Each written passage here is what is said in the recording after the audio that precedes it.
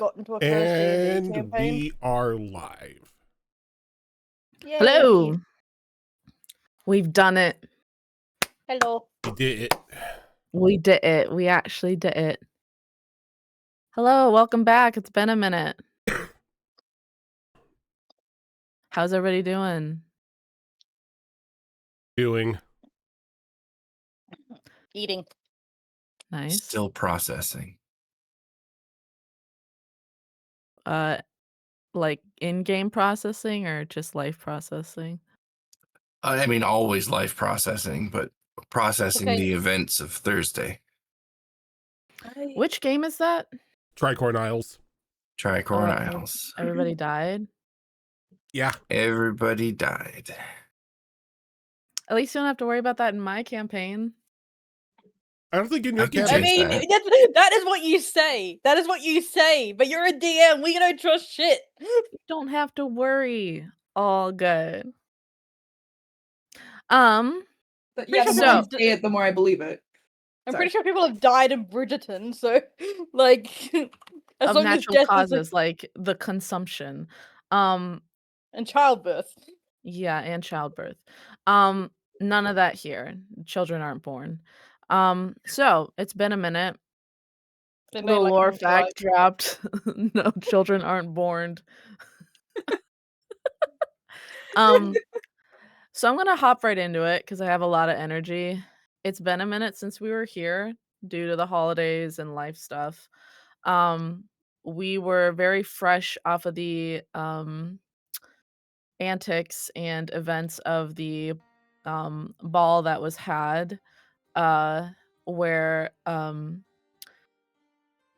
a character you guys had gotten to know, Ong Harad, the mute musician singer, had her life attacked with a mysterious magical sort of arrow through her neck, and due to the quick work of Sinari, Gaius, and Maddie, her life was saved. And but it opened up a lot more questions, namely what is going on in this freaking city. And as we had cut back, our good friend Arbelriel had a good one-on-one with his patron, Genie, and they had both realized that they were both sort of pawns in this deal that had been brokered between his family and this Genie, where a separate unknown third party, which turned out to be this enigmatic sort of black hand that you see everywhere, had actually brokered this deal and brought this Genie from the astral plane to set this up. They have come to a sort of truce, maybe. I don't want to speak on behalf of Arbelriel.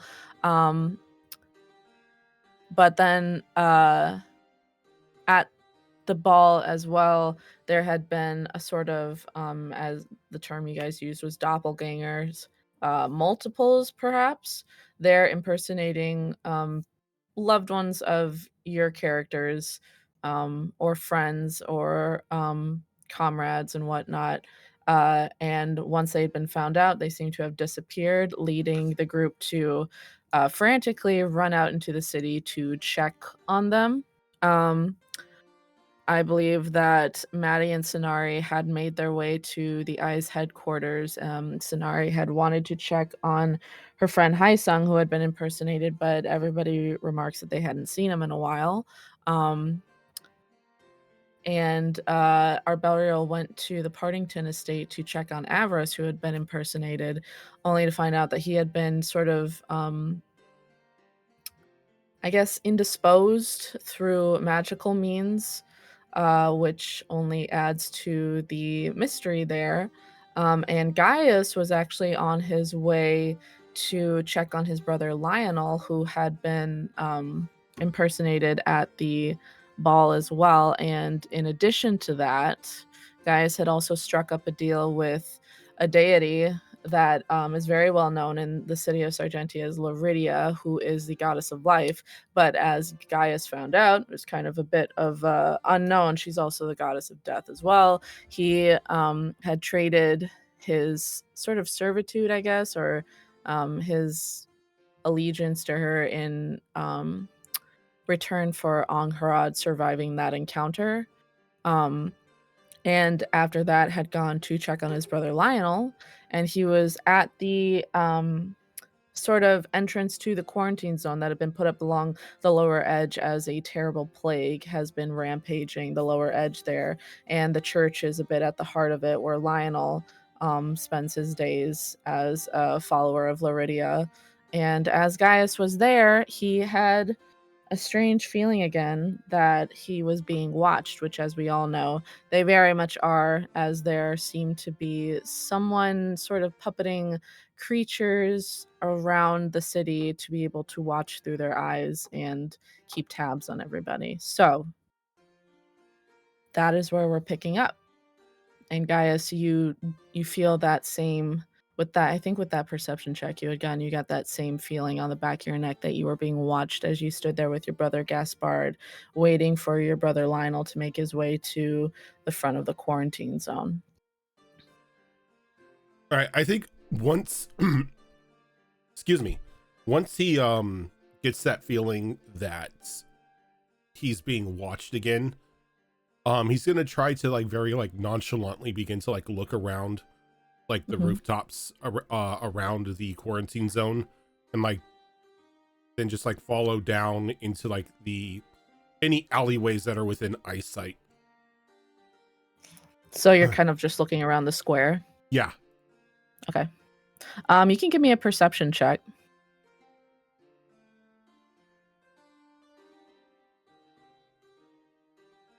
Not gonna do it with a 9. Unfortunately, it's not even your fault. You remember that in your home where you had found the first sort of like spider that had been there, it had just been so easy to miss. But also, it doesn't help that the streets are very busy, even at this quarantine sort of zone here where there's just a magical barrier. People are still kind of behind you going about their day in the market. There's just a lot happening, so you're not really able to clock what is going on. Sorry, I had to let the cat in. That's okay. I think at that moment he's probably going to step a little bit closer to his brother and just whisper to him, "You get the feeling we're being watched too?"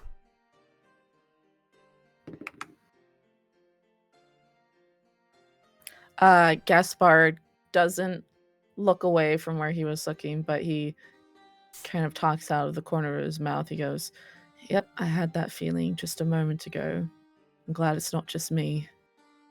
They've been following me and my friends for some time, spying on us.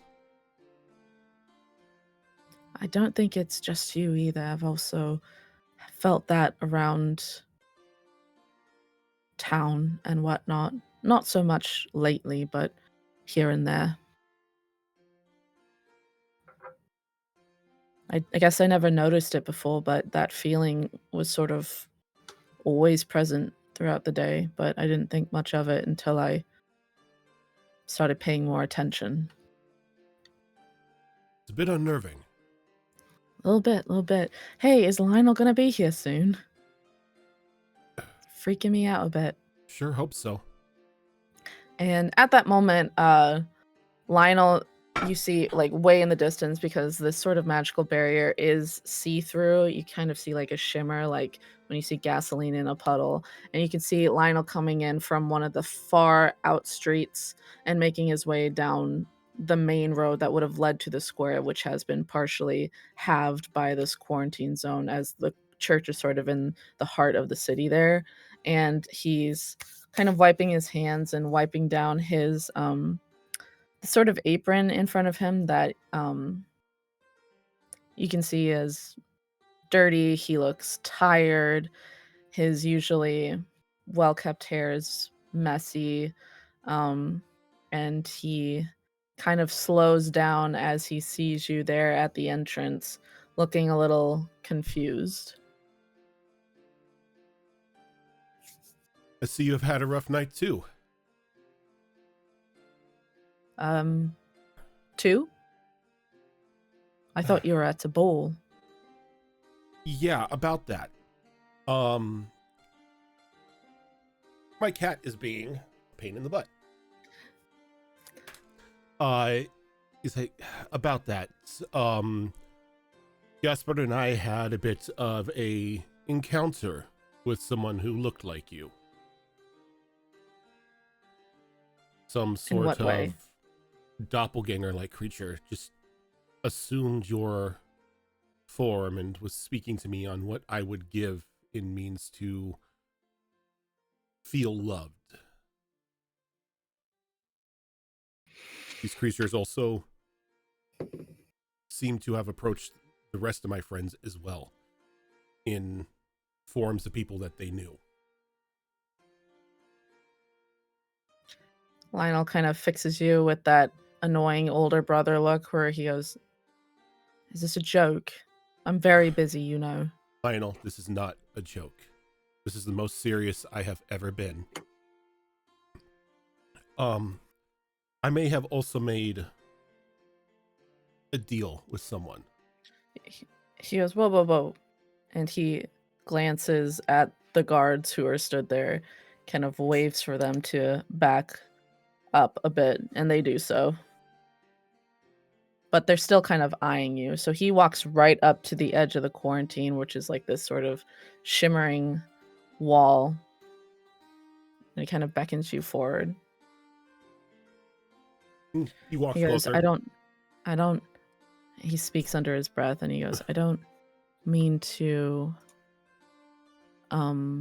alarm, but I have gotten the feeling perhaps those who are assisting the church in their endeavors in fighting back the plague are not entirely trustworthy."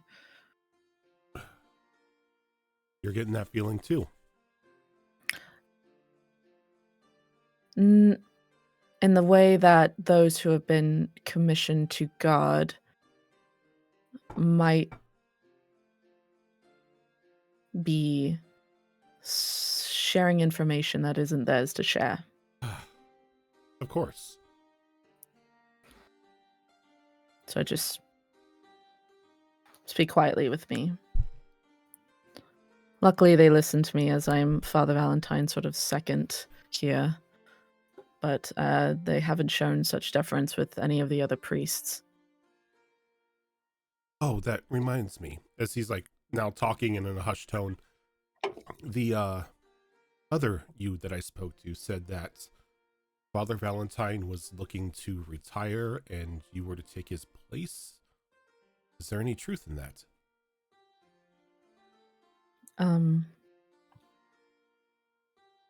There's very much truth in that, but that information is not very well known. You know, Father Valentine's very loved. If people knew that he was retiring when things are so uncertain, we were worried that it would dishearten people, so we haven't shared that information yet. Well, this other you had that information readily available. That is just adding to my feeling that we have interlopers on our side, people who are looking for some sort of information. He goes, "What did you come to? Was that what you came to tell me?" I wanted to check to see if you were okay. I mean, staring at a creature who's taken the form of a brother that I love is a bit concerning, and I wanted to make sure that there wasn't some sort of dark ritual that required your life or something in order for them to take your shape. No, I'm fine. I've just been a long night. People are not well, but you No. already know that. There was an attempt on a friend. I'm sorry. Are they all right? They will be. I've ensured that. I may Praise the have, lady. well, in more than ways than one, you can say. I may have spoken to her.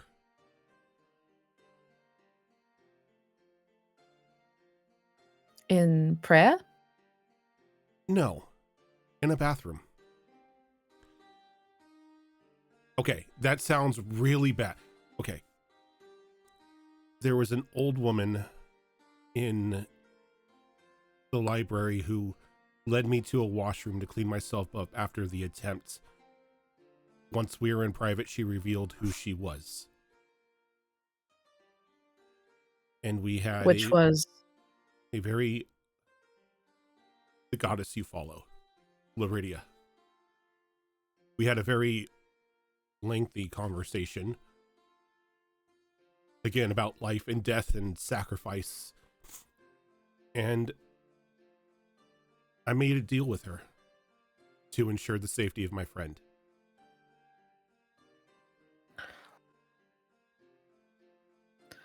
Gonna like sort of like get as close as he can to the barrier and just like sort of just like in between them, just open his hand and just summon just a slight inkling of like that, like a warlock's eldritch energy in his hand. Though I think it would like probably look more a little more serene and holy given as to who he's made the pact with. I think Lionel looked kind of like a little detached, as in like, I'll let my brother tell his story, but when he sees that, he kind of steps forward and also opens his hand, and a small glowing light, like, not so, I suppose, where one might see life, one might see death with the types of magic you're showcasing, but they look similar. And he holds his hand out too, and he's kind of shifting his body so the guards don't see. He goes, "Okay, put it away." He goes, "So, right." He goes, "How do you feel?" I feel like me. Just a little more thankful that I know my friend will be okay. Lionel kind of, give me an insight check.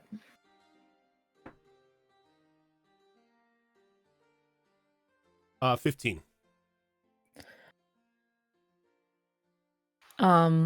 Lionel has always kind of been tough to read. But I think as you look at him, you see sort of a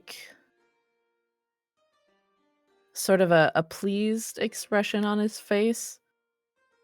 He goes, "It's really wonderful to see this, guys.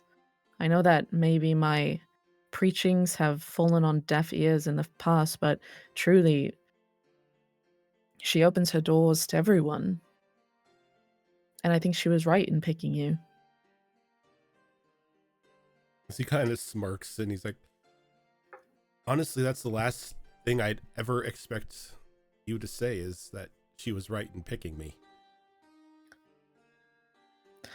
I have spoken with the lady only once, and afterwards, I too felt a great thankfulness to know how the world works, and that in life and as well as death, there's nothing to fear, as she will protect you. And it's just a bit of a relief, I suppose, to know that my brother will be protected. That's all. I'm feeling I need to make use of the abilities that she has given me. Am I to understand that she spoke with you about herself? Yes. And you know now that she's not just the goddess of life, but she's also the goddess of death. Rarely anybody knows that. Practically no one. It's a very well kept secret, so I would just urge you to keep that secret. My lips are sealed on that one. Far be it Just for me to 'cause- speak about a lady's secrets. Just because death frightens people. So to know that she's Lady of Love, Lady of Life, it heartens people a bit more. Um, I'm not in joining the addition to church, by the way. that's all right. You don't have to be in the church every Sunday to be able to spread the word of Laridia or to spread her goodness. He would say, I have noticed some things come to pass that have reminded me very much of some stories we've heard in regards to Lady Laridia. So it's a little frightening to know that this has happened, as I mean, I'm very happy that my brother is protected, but perhaps it's past the time for healers and now it's the time for fighters or warriors, so to speak. And that is a scary thought. Or the healers and the fighters can work hand in hand. And he goes, "Did you, other than checking on me, did you need anything?" I just wanted to make sure that you were okay. And he sort of like looks over to Gaspard. We wanted to make sure that you were okay. Gaspard goes like, "I knew you were okay. Lionel's a tough cookie. You just didn't really know that, Gaius." And Lionel goes like, "Please, this is my place of work, Gaspard, but thank you." He goes, "I'm not a tough cookie. I'm just doing what's right." I don't know, Lionel. I think after everything you've seen and done, you're probably the toughest out of all of us. Give me an insight check.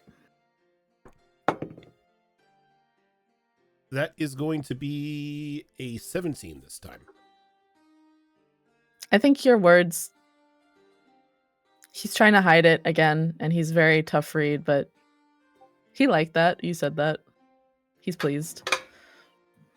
I would say that in addition to that, you kind of get the sense that he's reining in a lot of his excitement about this because it's been a very difficult night for you, but you maybe get the sense that he's kind of excited to have something in common with you. But he's trying not to show it. Because, well, just be careful. That's all I'll say. I know I'm your big brother, but I'm not your father. And just check in when you can. I'm keeping an eye on some things here, and I'm still, he kind of leans in closer. He goes, "I'm keeping an eye on some things in the church here. There are some concerning happenings going on outside of the plague, but I don't have enough information yet. I need to follow up on it, but I just wanted to make you aware." Well, if you need any assistance in that, I do know somebody who is quite adept at getting information. Goes, in a legal way, in a good way, in a not gonna hurt anybody way, no fingernails pulled. They're not a torturer. But they have their When you they have their speak so ways. vaguely, Gaius, I don't know what you mean. They're really good at getting information that people need. Not in a violent way, not in a destructive way. A professional way. Where are you going, you big bitch? Well, there goes my D20. Because, okay, I will let you know if what I think is true. This goes very high up, more high up than I thought.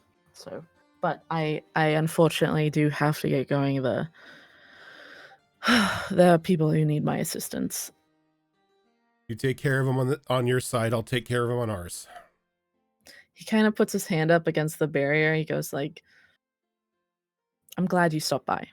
And he kind of straightens up and he turns around and he hurries away. Like he's embarrassed he said that. And Gaius is going to Gas- turn. He's going to look to Gaspard. He's like, I can never get a read on that guy. He was just so clueless, Gaius. Reference? What? No, what was that? What was that, Was Effie? that the Dragon? Was that Dragon Ball Z Bridge reference? Yes, it was. I don't watch that show. I'm out of the loop. He goes, "You're so clueless, Gaius." What? Give me an insight check. Oh my god, they were roommates. That's a 21. You can tell that Gaspar doesn't know what that meant either. He's just trying to act better than you. Yeah, the guy is just like shakes. It's like, yeah, like you know. I know things. Right. Yes. I think at this point, I wanted to talk to you guys. No, we kind of reached an ending point with that. It's been a whirlwind couple of episodes prior to this, and there have been a lot of information dropped on you guys. Essentially, what we know now, and I want to recap that with you guys, because what I'm going to do is I'm going to give you guys some free time to either as a group or individually follow up on leads, because you've had a shit ton of information thrown at you, which is the case with mysteries. What we know is that this Nightwing, this plant, originated from the Vivraeus forest, where strange things, stranger than usual things are happening.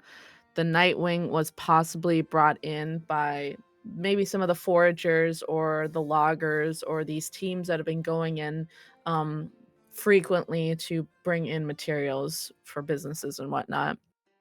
This essence of the Nightwing, this plant that you discovered, is being used in aberrant ways, like poison for Rasmus, which eventually killed him. It's tied into the plague in the lower edge somehow. It was sent sort of in the arrow that almost killed Angharad. It's just being wielded in these insane ways. It might be tied to that Black Hand / Sun secret group that has been seen across Sargenty.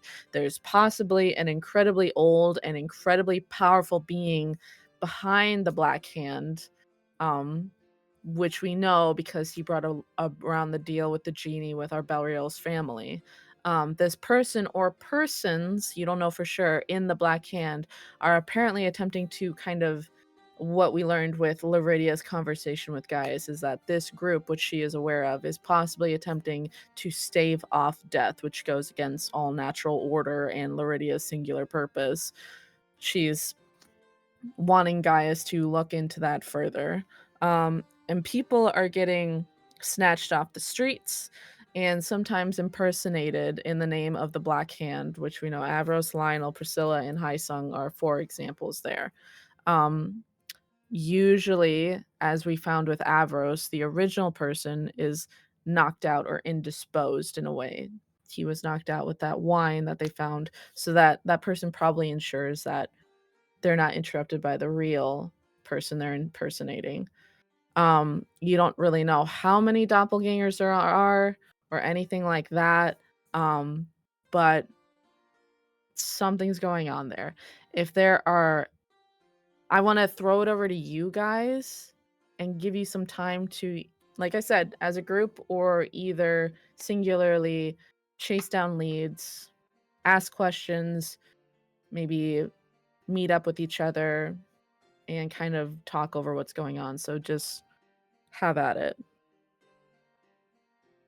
I think. So, Go ahead. I'll be right Sorry. back. I'm Go ahead, listening, Maddie. though. I have to get my D20 that fell on the ground. I'm Back here, also you bastard. I'm also just trying to remember the Partington's grandmother or aunt that seemed really sketchy. You mean the secret lesbians? Oh yeah, secret lesbians. Yes, Yeah, I wanna- don't remember much. I want to go back and find out more about the secret lesbians. Come on, guys. I really want to, guys. So to clarify, that is Avros and Marina's aunt, Rasmus's sister. Her name is Rena, Reena, and she all you know about her is that she kind of she came out of the woods for Rasmus's funeral. And she looks sick as hell. Maybe. Didn't she also showed Maddie like something with the forest, something about the forest, I believe. It was just that I think it was more just, God, it's brain. Come on, brain. Thanks. She smashed a bug and we saw the spirit go to the forest, right? That was Marina, and I believe she had showed Reggie that. That was a long time ago. Who? Wasn't it? Yeah. Oh wait, no, Marina had also shown. Yeah, I remember I rolled Maddie. that. Yeah. I can't remember if that was Rena or Marina, but both of them have the ability. I guess it would probably be Marina. But yeah, you can see that she can kind of interface with sort of the spirits of living things after they've passed, but very briefly. Just to confirm, Marina, is it spelled differently or? It's Marina, and Rena, her aunt, is Reena. Ah, damn. Phonetically, though, named after her. Mm-hmm. Give me an insight check. What, me? Yeah, you. Okay. I'm gonna say, like, nah, Marina's cool. 14. 14. I need to check what my thing is, but I think it's a +1, so 15. You would probably infer that even though it's spelled different, Marina is probably named after Rena. Name was probably changed because of the whole thing about. I think someone had done a good history check. Was it Arbelriel? Arbelriel's good at history. I think so. Yeah, it is one of his skills. That Rena had absconded from her family's sort of expectations into the forest, and you can probably infer, Sonari, that that's kind of looked down on, but maybe this was either Rasmus or Yadira's way of naming after her, like giving her a little bit of a homage. Interesting. Okay. So personally, I think, well, aside from like wanting to know about the lesbians and stuff, I think that the forest should be like the eventual place we need to go next, because that is where the Nightwing comes from. We need like, sorry, Candy Cane. We need to figure out like how they're getting it, where they're getting it from, but Sanari. But I want to go. Sanari would be hesitant to go to the forest alone because she is traumatized from the last time she touched the goddamn tree in that forest. And so, and she hasn't told anyone about what she did because she doesn't think to do that. No one's she's not had her gone, oh yeah, the tree. So, she will not go to the forest without someone as backup in case she has another fucking moment like that. Funny enough, And, Gaius was thinking the same thing. We need to go to the forest. And I think that we should bring, like, for no other reason at all, Marina, with us, or just someone who knows the forest, so that way. I mean, we could ties back to the lesbians. Rena was here for the funeral. Maybe she's still. It hasn't been that long since it. Maybe she's still around. Just be like, hey, Marina, can we go? Like, we want to go to the forest. Can we go? Like, can you, like, hook us up with your aunt? She speaks for the trees. I think if we do go to the forest, it is important to go with someone that has either accessed the forest safely before or is known to be able to access the forest. Question. Would anybody who is a member of the family, member of one of the families who has access to the forest, would they be able to enter in safely? Are you talking to me? Yeah. Give me a history check.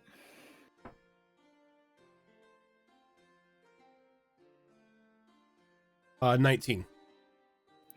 You know that it is extremely dangerous to go into the forest for the reasons that these families are going in, for mining, for logging, for foraging, etc. It leads to a lot of people dying because they go in for the wrong reasons. So people who are able to pass back and forth freely, they must know some sort of secret to it rather than just busting in as these other families have. I also think that it's. Oh no, Marina is helping. Is Marina helping Anharad right now? No, Marina's with Arby. Yeah, The Marina is at her home right now with Arbelriel and Avros. headmistress helped out Yeah. Anharad. Speaking of that, And I will say that Arbelriel knows that Esperanza Holt is also able to pass back and forth through the forest. yes. Speaking of which, before Gaius was going to go back to meet with everybody at his apartment, he was going to stop by Dr. Gusford's clinic to just check up on things. Okay. So another kind of a point of information that I think is important to follow up on for RB personally is the meeting that he was trying to set up with his parents. Now, not just to question them about the altered documents he found in relation to the Nightwing, but also to see now if they know about this third party involved in their Warlock Pact. That's a great reason to meet with them. We never got a chance to check on Priscilla. That's another thing I was about to say. I understand if it's a time thing, I can just do a roll to see if she's okay. Sure. But she was on her. I'll say that from what you know about travel in and out of Sargenty, she obviously doesn't live here, and she was upset when she left, so she probably took a carriage right out. You would know that she is at least either, if not at home already from when she left you, she is almost home. So you could, if you want to, send a letter to be like, hey, magical telegram. I'll roll a luck check to see if it reaches her yet or not. How about that? Okay. Yeah, I'll send a letter. Okay, I will say that 1 to 11, she hasn't gotten it yet. 12 to 20, she has. But I'll keep it secret for me. Okay. So when you write your letter, what does it say?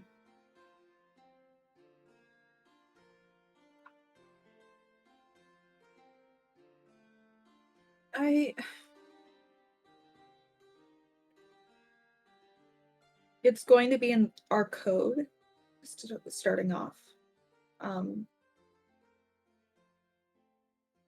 And it's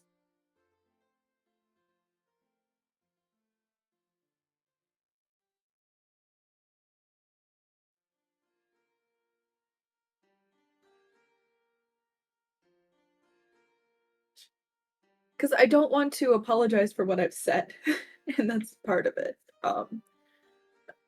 That's why I really want to know what you're going to say in your letter, because you guys I know, left I'm things trying to so word it. weird. I apologize for leaving the way I did. I do hope you made it home safe. One day we will have a full conversation about everything. And I still sign it like with a heart and everything. So it's like I still care about her. I still care for her. How much of that letter is in your code? All of it. Okay. And do you mention anything to see like whether she had an encounter with someone who might have tried to Okay. steal her form? Yeah.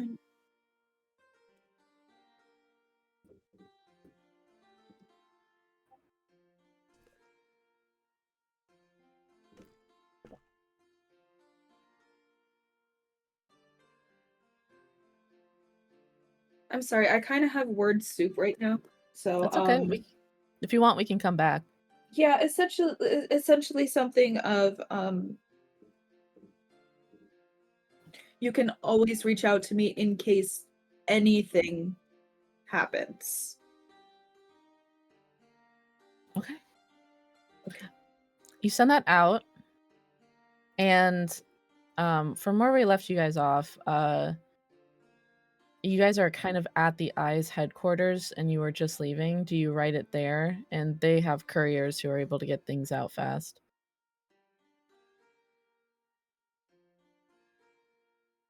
I mean, that works. Okay. I guess you could hand it to Sparrow, and as she kind of folds it up, she's like, "Your secret is code. Very nice." She kind of nods approvingly, and she hands it off to another Young Eyes member. And they put it in an envelope, seal it, and then they book it out of there. So normally I would say that you can get letter responses pretty fast in this game, like within the day or so. So what about everybody else? I know that Arbeliel mentioned wanting to meet with his parents. Gaius wanted to check in on Angharad, and Sanari wanted to check in on lesbians. Is there anything else that you're wanting to do as well? Sanari also does have priorities and wants to make sure that High Sung's okay. But Who? I only know lesbians. I'm sorry. I mean, Effie cares about the lesbians because Effie's a filthy shipper, but Okay. Sure. Anything else that you're wanting to do, Maddie, other than check on Priscilla?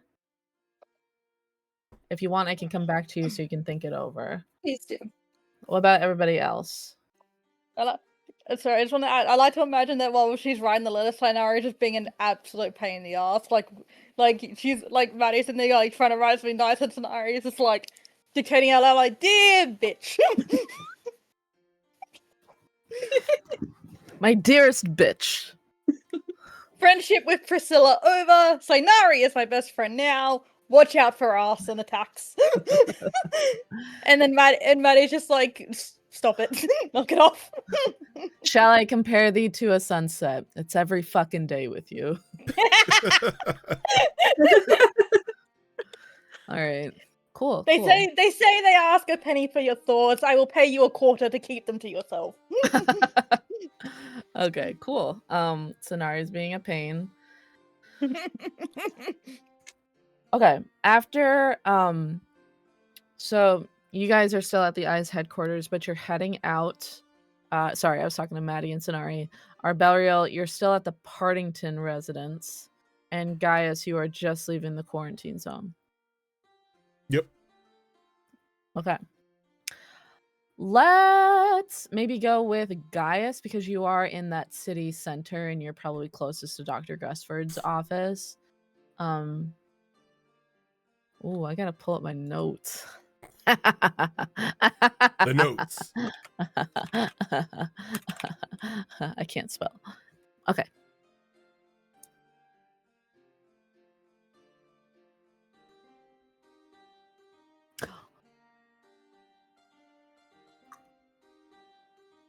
Oh, I'm glad I checked my notes.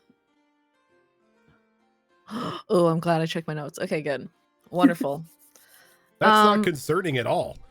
No, it's okay.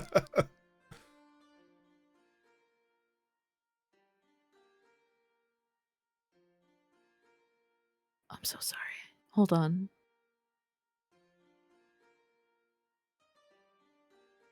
Okay, cool. I forgot what I wrote for a second. Okay, cool. So you pull up to Dr. Gusford's clinic. Is Gaspard still with you, or are you setting him loose? He's not going to tell him to leave. He's just going to, walk with him and do whatever until he decides that he has important boat things to do or something. I can't leave you. You're so small and scrawny. Someone could take you out like that. Really? After all we've been through tonight, a height joke? No, I meant like skinny joke. And he kind of like pinches your arm. He goes, look at you. And he goes, and then look at me. And then look at you. Yes, we get it. And then You're look at hot. me. We get it. You're hot. Oh, No, I'm strong. And then look at you. And then look at me one more time.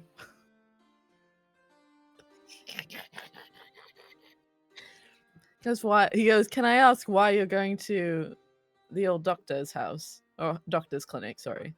To check to see how things are. With your friend? Yes. He goes, okay. I didn't even know you knew her. We met during Sargenty Idol. He goes, And what is that? it's a competition for bards. You perform, you do music. People vote on who they like the most. He goes, she was there.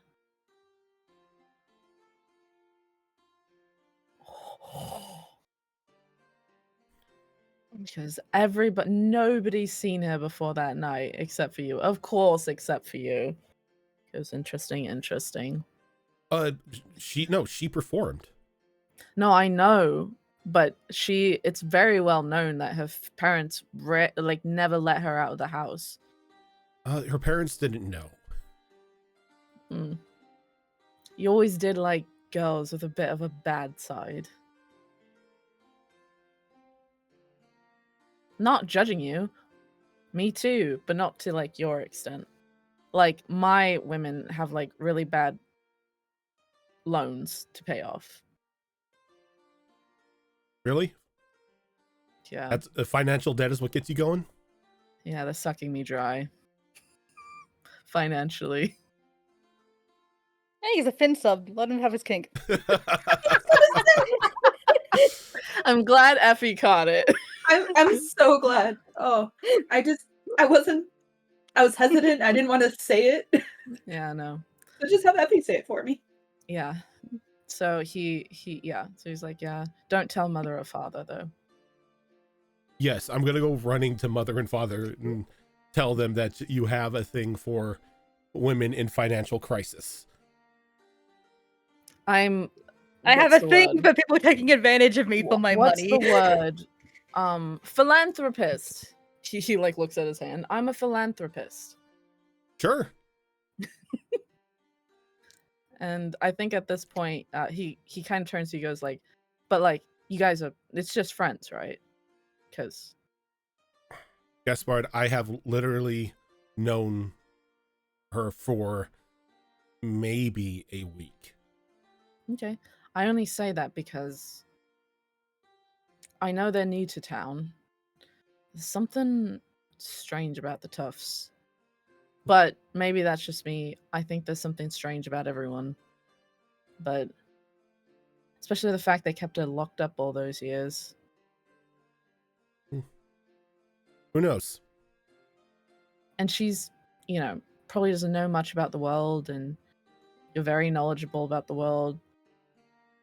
Maybe just leave her to her own devices, Gaspard, I'm not going to take advantage of her. That's not what I mean. I just mean, because I don't know how to say this nicely. I worry about... Maybe I keep this to myself until I find the words. And he kind of turns and he pushes open the door to the clinic. And as like he's pushing the door, Gaius has to get one last jab in as he's walking by. He's like, and he says, don't you dare try to get one last jab in. I will patiently wait for a fortnight for you to finally find your words. Thank you. I appreciate it. Hey! And as you guys go up, you can see there's that little girl at the counter again, the little dwarven girl at the counter. And she kind of looks up and she looks down and she holds up her picture. She goes like, "Oh, it's you." And you indeed see that there is a picture of you that she drew on her little thing there. She goes, "Did my mom fix you?" Your mom has fixed me many times, but that's not why I'm here. Oh, okay. I believe she and Headmistress Holtz may have brought in another lady. She's not really a lady. But yeah, there's a person back there. And then she goes rifling through her pictures and she pulls up another one. And you see a drawing that looks like, Angarad, like you had glimpsed her without her veil on, with those wings just parting off the sides of her face and her big yellow eyes and her kind of thin face. She goes, "Are you talking about her?" That's who I'm talking about. Oh yeah, she's in the back. She's sad. Most people aren't happy when they come to the doctor. I'm always happy to see my mom. That's because you're here to see your mom. I just think you guys could be maybe nicer to her. She does fix you up. And then she jumps off the stool and you see her head disappear behind the counter. She goes, "You can follow me." And then she looks up at your brother. She goes, "You might be a little too big." Because this place is kind of cramped, as it is kind of built for maybe a bit of a smaller family who runs this, as Homily Gusford is a dwarf. So the doorways aren't as big. And Gaspar goes, "If you want, I can wait out here, brother." Yes, I think with that hulking frame of yours that you were bragging about, that you may take up too much room. And he sits down. He grabs a little today's newspaper and he just starts reading.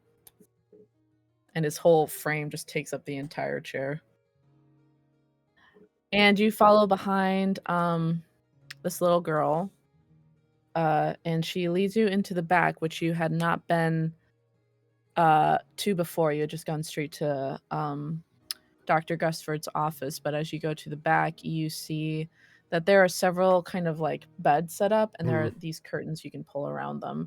And there are currently 3 curtains kind of drawn around 3 separate beds. 2 of the beds are very close together. One of them is kind of off to the side a bit. And she leads you over to one of the 2 curtains that are close to each other. And she says, "My mom's here too." So, and as she pulls back the curtain, you see that Dr. Gusford is indeed there, kind of talking with Homily, or talking with Angharad, sorry. There you go. Gaius is just gonna stand there silently for a minute, not wanting to interrupt, as she pulls the curtain away and she's just letting them go on with their conversation. But Homily kind of goes "Oh, Gaius, you've come to check on the lass here." Yeah, I wanted to make sure that everything was okay. Angharad looks up at you, and it's the first time you've seen her with her veil fully off, not just tossed off in a moment of dying. And you can see how very bird-like she looks. But still it's almost like a girl that was caught in the middle of transforming into a bird. Just a little bit sort of unnerving, but also kind of interesting. He smiles. Gaius will smile over to Angharad. How you feeling?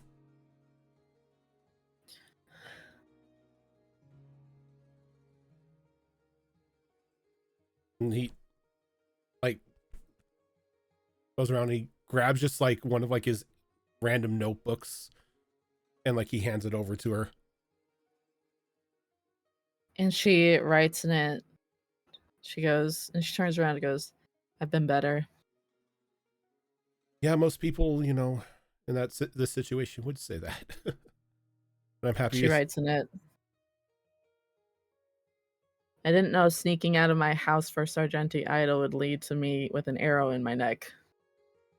Yeah, that's a bit of a curveball. But I'm happy to see that you're up and about.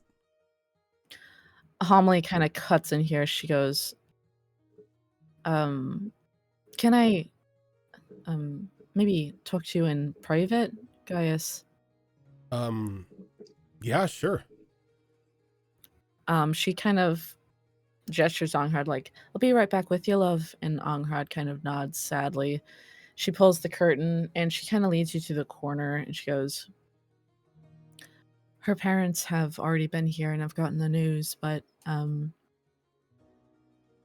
it's very possible that whatever was in that arrow has possibly permanently damaged her vocal cords, so to speak, which is kind of, as we've learned after studying her, sort of sets the foundation for this strange magic that she has. So there's a possibility that she won't be able to sing again. She's taking it quite hard, but I'm working around the clock to make sure that that's not the case.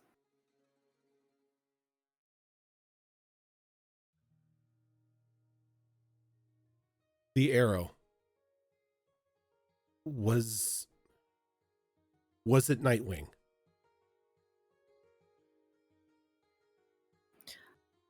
I know that Esperanza took a small sample of whatever was left over inside her wound. I haven't had a chance to. I've just been trying to get her back to health, but she's been studying whatever residue was left over. She left maybe a couple hours ago back to her lab, but she's pretty confident that's what it is.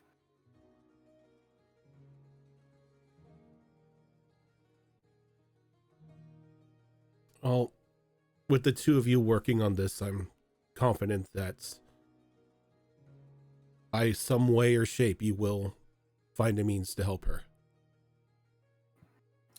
That's my job. She goes, I'm kind of glad I haven't really been doing it alone. And she gestures to the other curtain. She goes, don't know if your brother told you, but he brought in a friend of his here who had encountered a bit of difficulty on the high seas. And he's been keeping her company a bit, How's trying he to cheer doing? her up. He's doing a lot better. I think being able to focus on someone else's healing rather than his own has been cheering him up a bit. So they've been helping each other a bit. He tells her stories to kind of take her mind off things. They're terribly gruesome stories about like hunting animals. Nothing I would really tell a young girl, but she seems to like it. Oh, the man is a monster hunter, so Oh yeah, no, I understand. He's probably got a very shallow pool of stories to take from in terms of genre, but in terms of that one particular thing, I'm sure he could fill a book. I'm happy to hear he was on the mend. From what Gaspard said, he was crazed when he brought him in. That was a frightening night. He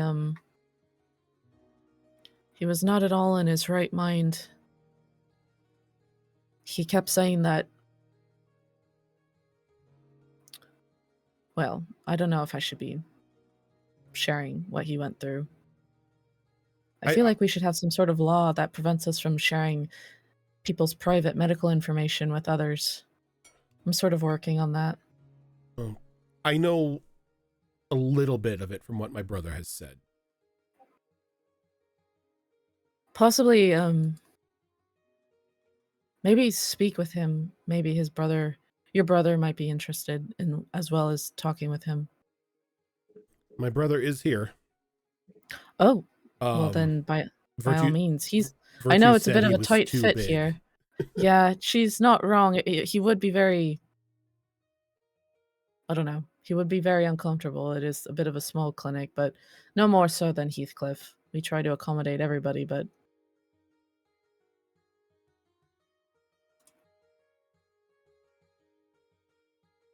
Hmm.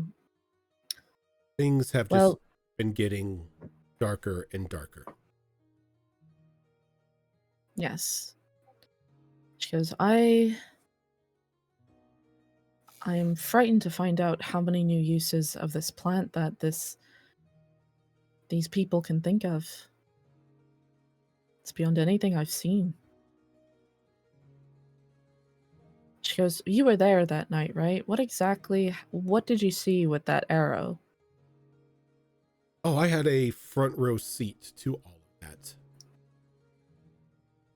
I had told her to get away from the window after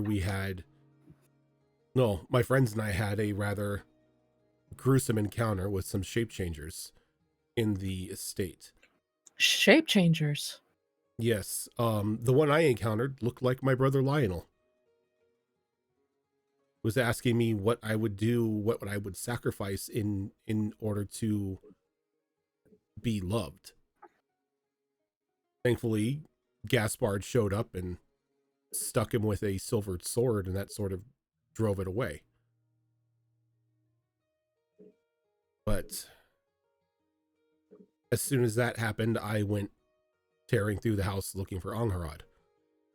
And I found her in the library. And I had gotten her away from the window. And we were talking for a moment when that bolt flew in from outside and hit her in the neck.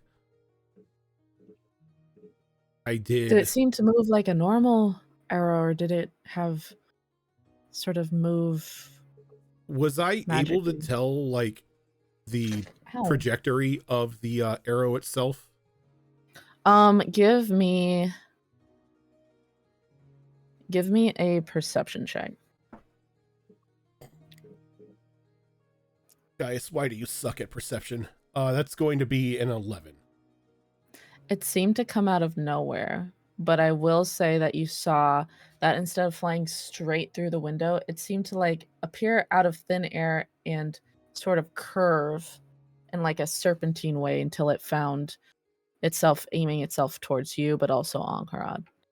It wasn't a natural shot. Like, the arrow seemed to come out of nowhere. It twisted and turned until it found a target. Is it possible it didn't have an archer? It was just a summoned arrow. If you would have asked me that a week ago, I would have said that was impossible. But from everything that we've experienced, I would leave nothing to doubt. She goes, well, maybe this is all kind of beyond a young doctor. Some of this stuff is more Esperanza's pool of knowledge. I just try to make people feel better, but I can run and grab your brother quickly. And if you wanted a private moment alone with Angharad, I understand, but just let me know. He nods and he's like, Emily, don't think down about yourself.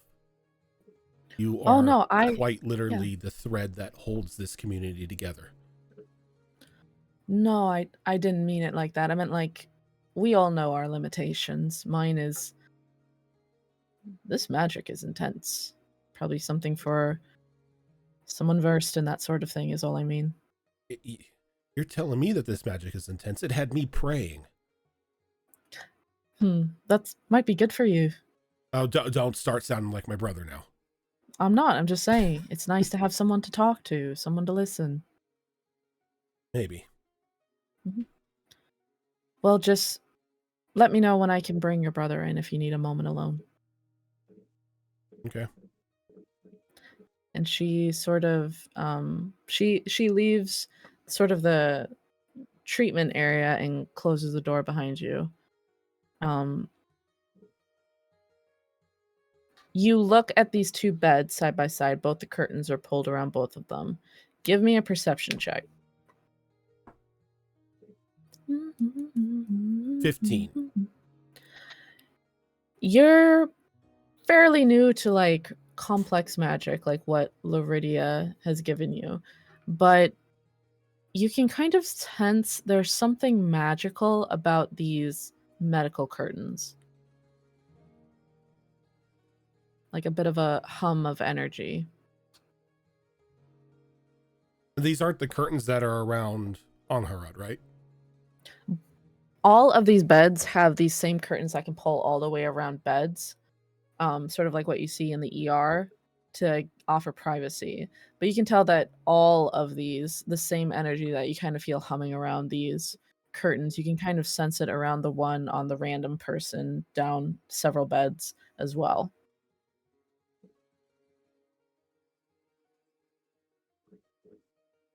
How close am I to that bed? That bed? Like, yeah, the one with the hidden person, like the mystery person. Oh, like it's several rows down. Okay, he's gonna make a note of that, just clocking it, but he's gonna go to see Angharad. Okay. As you pull the curtain back, she looks up at you and gives you kind of a weak smile. He's gonna walk over. He's gonna like just take a seat in the chair that Homily was sitting in.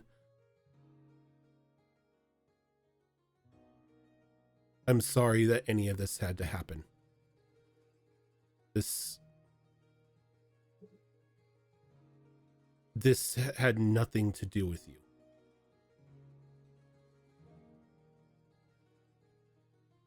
She takes out the notebook and she writes down, I feel like it did have something to do with me. Your vision.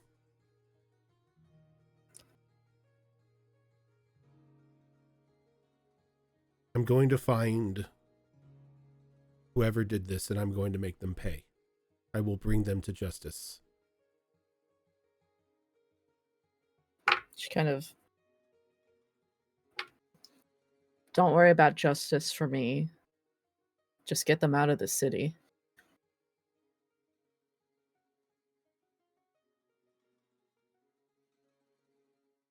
And then she kind of beckons you closer. And it's a little closer. She kind of sits up on her elbows. You can tell she's very weak. And you can see that there are like heavy bandages around her neck. She reaches into the side table next to her bed, pulls open the drawer, and she pulls out the fan that our Belriel gave her for her birthday. And she presses it into your hands. She kind of goes like, and she writes, not here, but later.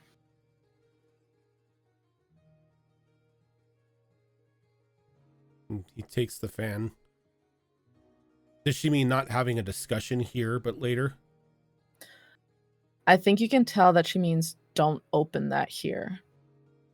As he sort of nods and he like tucks it into his coat, realizing that he's still wearing that very colorful get up that he had at the party. She kind of looks at your jacket and then she writes, 1 second.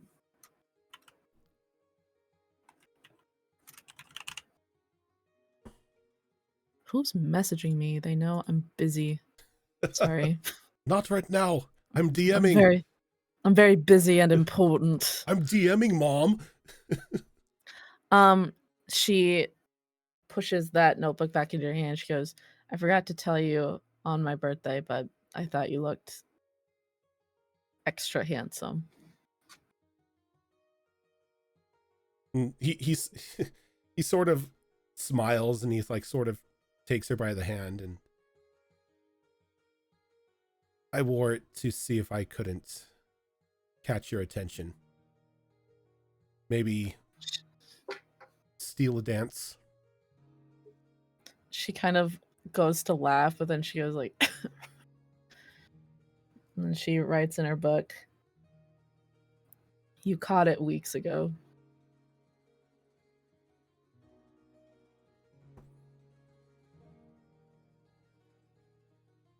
Well, maybe when this is all over, we should share a dance.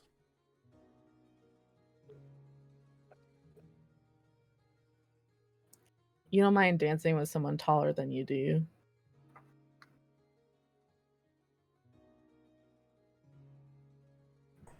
Not when they are as beautiful as you are.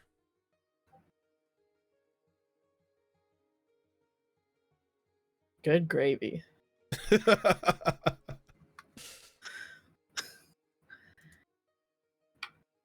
Hold on. Effie, are you eating popcorn right now? I thought it was cereal for a moment because it was like different colors. Oh, this is great. She goes, I think Homily told you, but I might not have my voice after this, less so than I already did. Will you still want to dance with me then? Of course.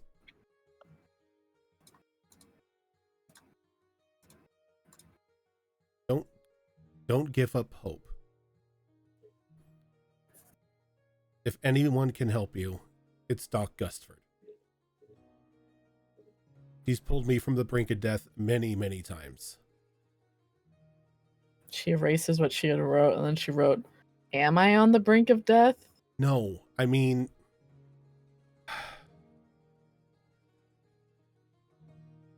She is very skilled in what she does.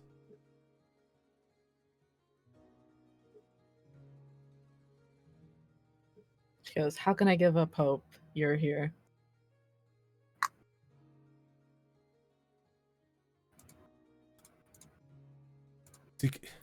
He kind of like... For probably the first time in his life, he doesn't have words.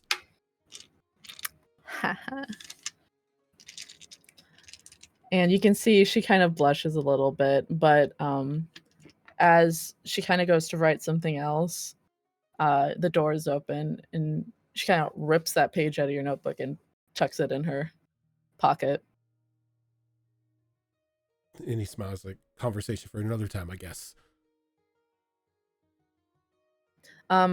Gaspard walks up. He looks every bit the military man, and he gives her a very polite bow, and he goes, Miss Angrad, I am glad to hear that you are on the mend.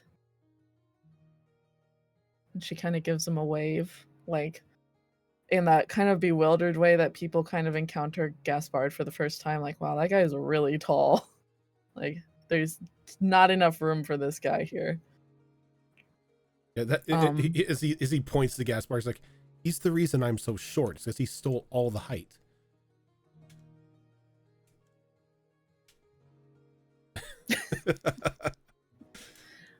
And Gaspard kind of turns to Homily and goes, he's over there.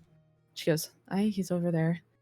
And he goes, if you'll excuse me, my lady, I just need to check in on my friend who I believe you're well acquainted with. And he ducks around you and he goes, opens a curtain where Captain Heathcliff is, and he pulls it around. And as he does that, it clicks for you what that magical energy is that when the curtain is pulled around completely, even though they're like inches away from you, you can't hear what they're saying. Mega privacy curtains. Mega privacy curtains.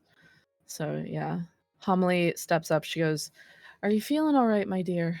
And Angrad kind of nods and kind of like does a pantomime yawn, like, oh, like tired. And Homily goes, well, it's been a very exciting afternoon. I know that not everyone gets a visit from Gaius Tybalt, so. What is that supposed to mean? No, it's supposed to be a compliment. Not everybody's lucky enough to have a nice visit from Gaius Tybalt. Oh, I'm not that great. She goes, but I do need to insist on letting my patient rest. And she kind of pats Angrad on the arm and pulls the curtain shut around her.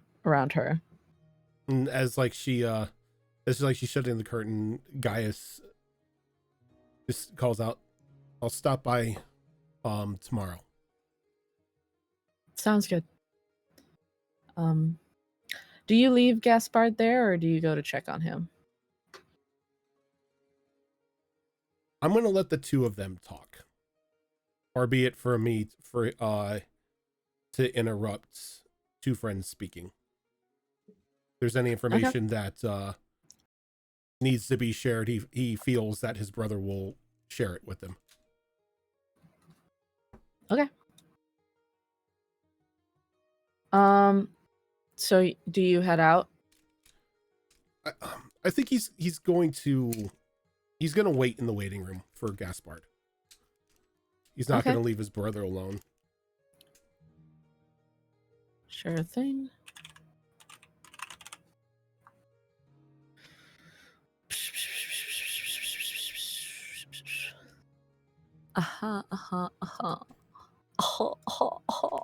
Sorry, I just had to look up my notes real quick. Cool.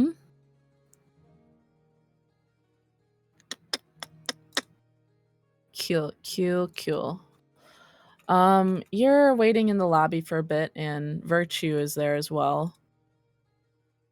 And she goes like, "Can I ask you a question? Sure. Is that person your girlfriend?"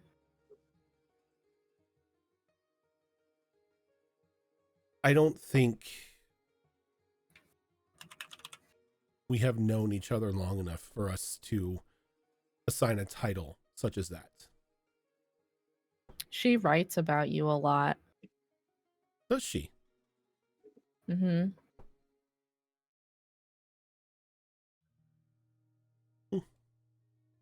I did not know that. How do you know that? Because I go talk to her. Oh, okay.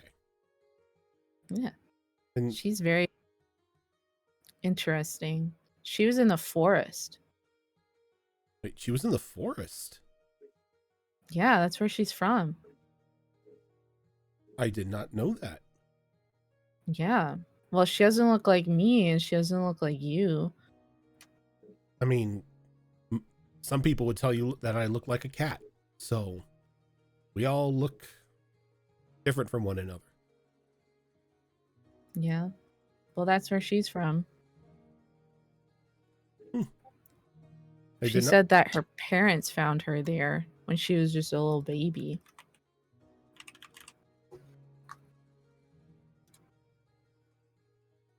Have her parents been by? A bunch of times. They're really worried about her, even though my mom told them that she's going to be okay.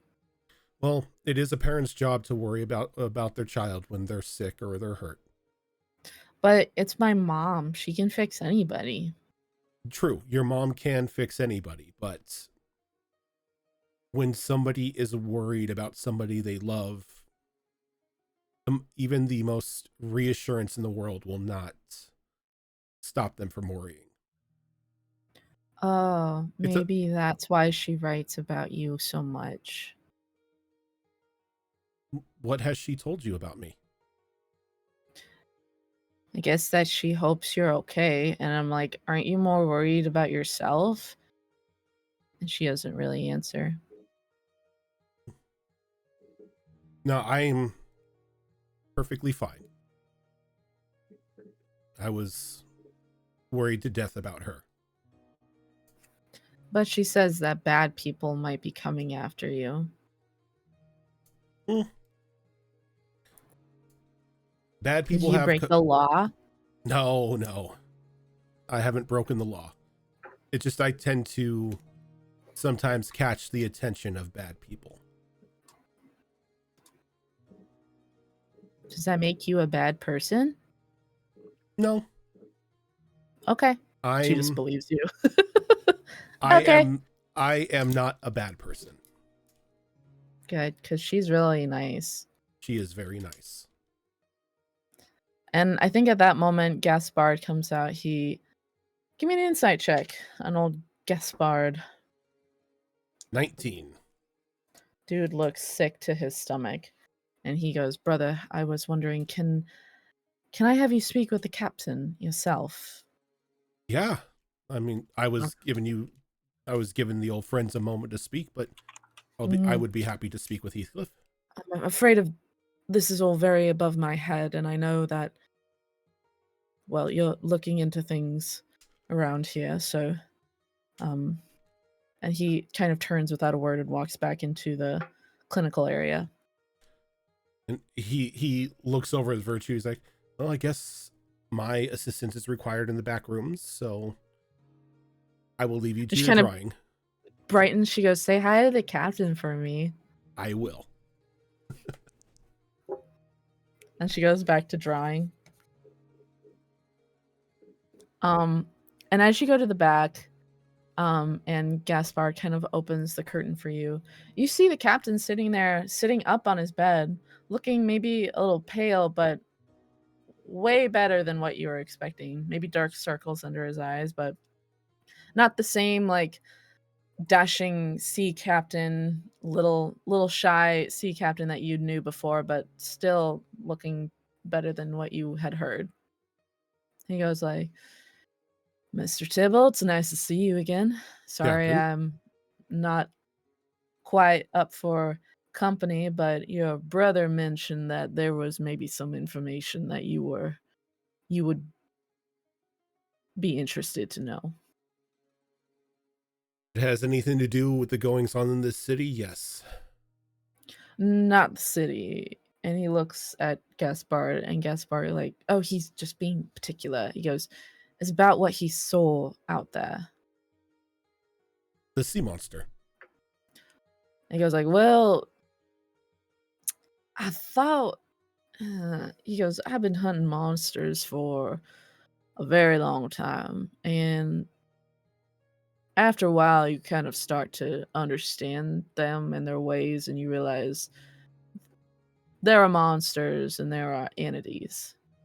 And a monster is usually just an animal creature acting out of instinct, and you can forgive him for that, and that's fine. But whatever's out there, that's not the kind of monster I know. It spoke to me.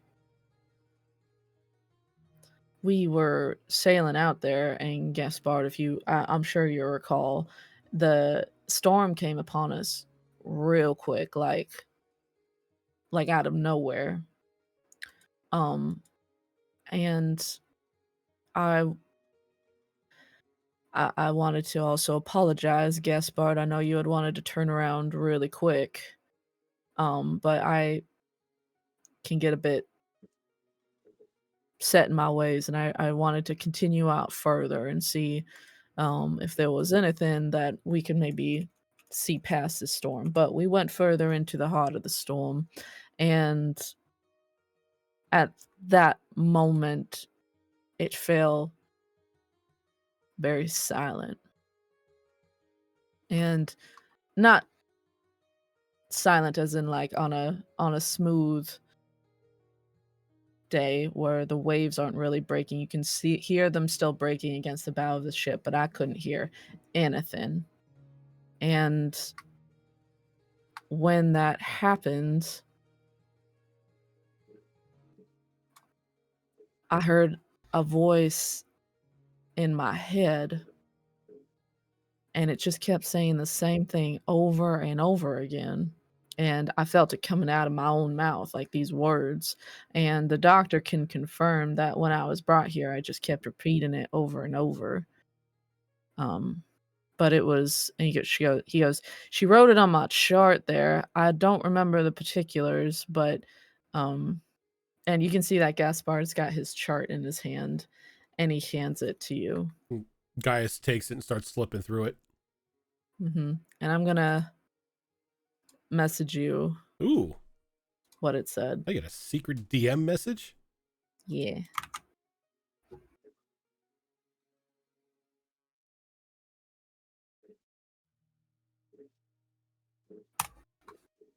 He goes like, "I don't really like to read that part. It brings back some nasty memories, but when I woke up, it had been days later, and I felt sort of drained, like the energy had just gone completely out of me. But as I was out there, I saw a vision of a singular eye in the darkness, kind of bearing down on me.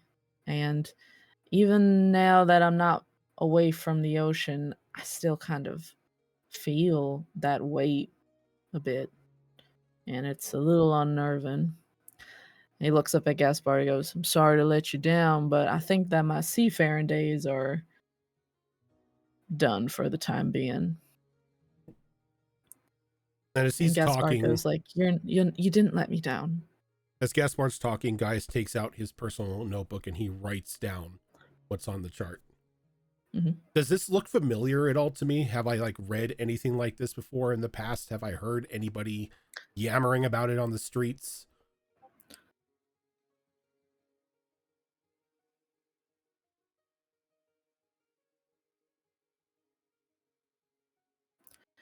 I guess it's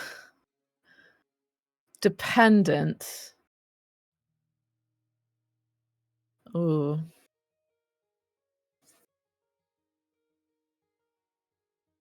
Give me either. Damn.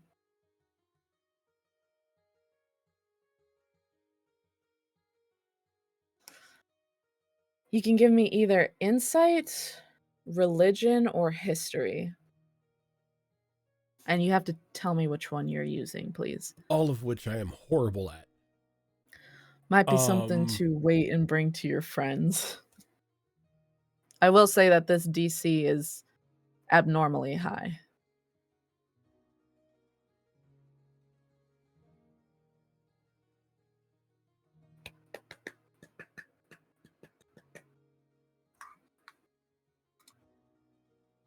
I think he's going to hold on to it and he's going to take it. He'll probably mention it to everybody else.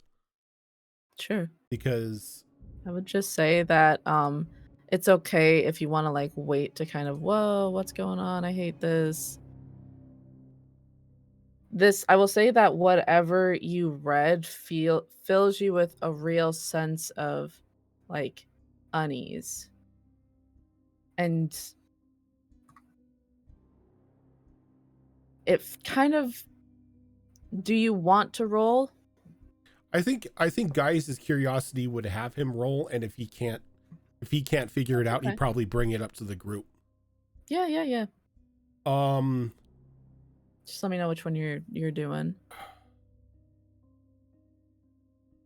Let's go religion. Okay.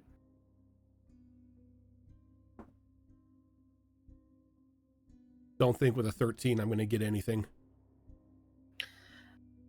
I will say that with religion,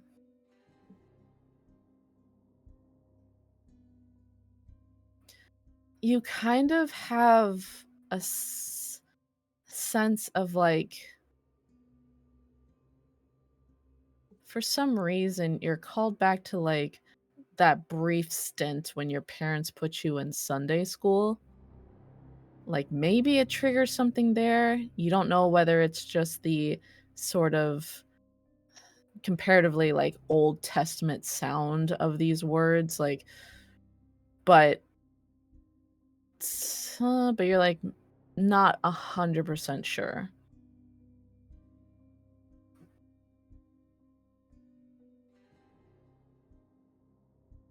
And this was being spoken in your head repeatedly. Yeah. Was there anything else? That ad that was just been kind of like printed on the back of my mind. Something wrong with it. It's warped. And at some points, it seems like there's 2 irises instead of 1, and then it shapes back into 1, and then it looks like bisected. I don't know. Not any eye I've ever seen. It did. He goes, if I may, a lot of monster eyes, creature eyes. Obviously, they look very different from people eyes. Whether that's pupils, the way the iris fills the eye, etc., etc., etc. This didn't seem like a creature eye.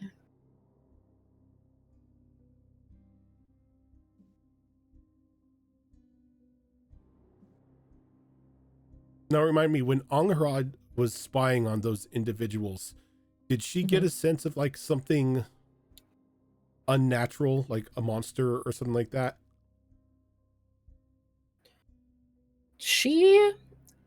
That's a good question. She got the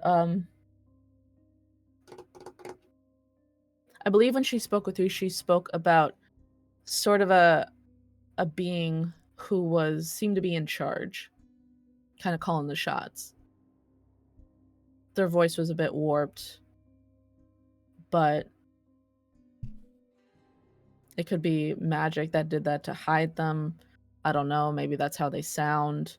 Maybe it's an intimidation thing for their lackeys, but it sounded very much like she was kind of dialing in to the sort of quote frequency of that this person was kind of calling the shots was on.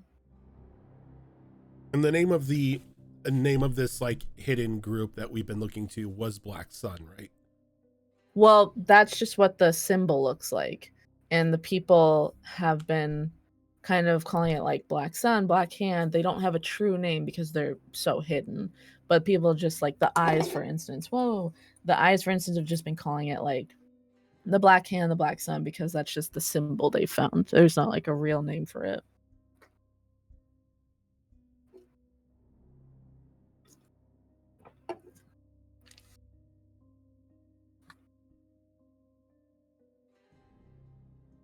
He's going to stand there for a moment, just like trying to process things in his mind.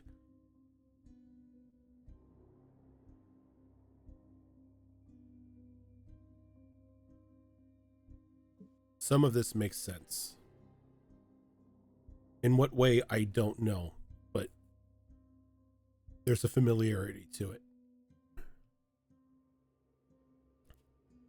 Give me a second. I'll see if Gaspard remembers anything. Oh, no. Gaspard's like, I was right to call you in, brother. I had no idea what that meant. I don't know what all of it means either. Just fragments of it feel familiar.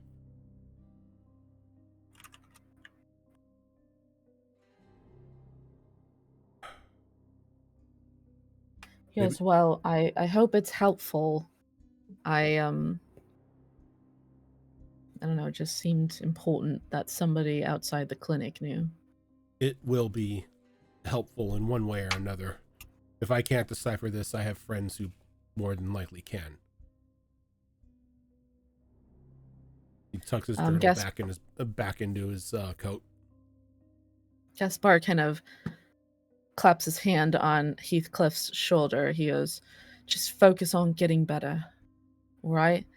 And Heathcliff nods. He goes, please, let me know if I can be of any other service to you. He goes, once the doctor says that I should be out of here in a couple days or so, I'm probably not going to set out to sea again, but I'd like to help if I can. But it kind of seems like y'all got a very competent kind of circle of people around you, so I might be useless. I don't know. Having a experienced monster hunter with us may prove useful. But I will say it's been nice here. The girl over there, I haven't really seen her, but I know she's not in a good way. So I've just been kind of talking with her. Maybe also to take my mind off of things, but I thank you for helping her pass the time and getting her mind off of things as well. Because of course, because anybody who's unable or doesn't want to leave me talking about my monster hunter escapades, I'm always happy to share them. I feel bad for her though, because she can't leave, so I just keep talking. Well, maybe once you're on the mend, I can get a proper interview with you, and maybe I can start a Monster Hunter book series. And I can actually meet her. And you can meet her. She's kind of quiet. She's kind of quiet. He goes, well, I probably should let you go. I know that was a lot of information. I should probably rest up. I'd like to get back out there as soon as possible. He goes, offer stands. Just let me know whenever. And he writes down his like his address, and he hands it to Heathcliff. You can find me Thank there. you. Appreciate it. And then Gaspard and you probably head out after he closes the curtain completely shut again, and Gaspard turns, he goes, wow, good lady. That was a lot of information. I feel badly he went through all that. Just another peg in this board trying to figure out what the hell's going on. Yes, but that peg was brought in by my asking. He wouldn't be in this position if it wasn't for me. Brother, you can't blame yourself for this. This was, as you said, a monster hunting mission. And what you encountered was, by all definition, a monster. But he said it wasn't. It didn't feel like one. That is what makes it concerning. Yes, very concerning. Because, well, I'll stew in my guilt a little longer, but unfortunately, brother, I do have to get going. You know, the duties that are on my shoulder, they don't go away for very long, but just keep in contact, please. His offer, as well as mine, stands. Just Of please course. keep in contact. Of course. And check in with Lionel more often. It shouldn't just be me doing that. Given our conversation tonight, I just might. Yeah.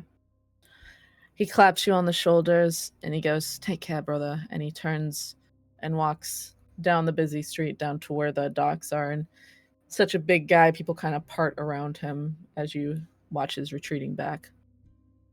And as he goes one way, Gaius goes the other. Go ahead. Where are you going? He's making his way back home because he has people to meet. Okay. I know we usually take our break at 4, but maybe we take it a little early and we get back here. And then we can catch up with Maddie, Sonari, and our Belriel. Mhm. Cool. Alrighty. Sweet, guys. See you in a little bit. Yep, we'll be back in about 5 minutes or so.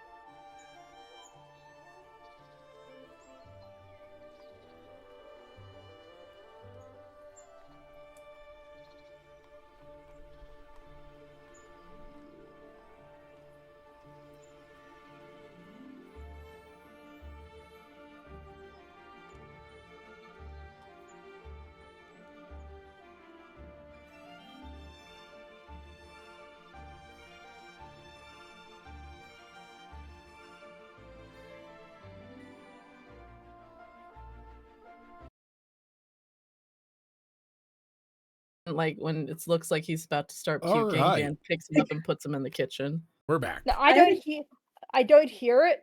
I find it later after it's Oh, already no. done, and I can't do anything about it because they will always do it when I'm doing something and I don't hear anything. I had a cat that we trained to go because he was sick a lot, but we trained to go to the tile. He would like Smart. How did you train him? Don't teach me your secrets. literally just because someone was always with him because it was Mhm. like either like me or my sister or my mom. Still like if he did start throwing up, we just always like put him on the carpet or put him off the carpet. Yeah, that's fair. All right, well, we are back. Hi. Hi. Gaius is on his way back to his home, and we are left with our Belriel, Maddie, and Sonari. I'm going to roll a d4. 1 through 2 is our Belriel, 3 and 4 is Maddie and Sonari. Okay. Our Belriel, you're at the Partington estate. What are you doing next? You're in Avris's office right now.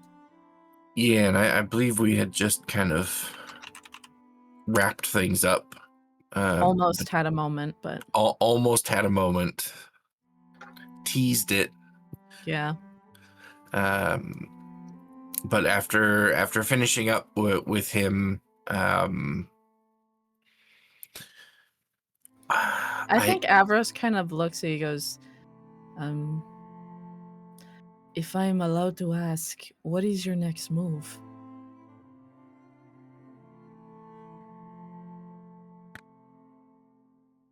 Well, I'm not entirely sure, but we have a lot to discuss.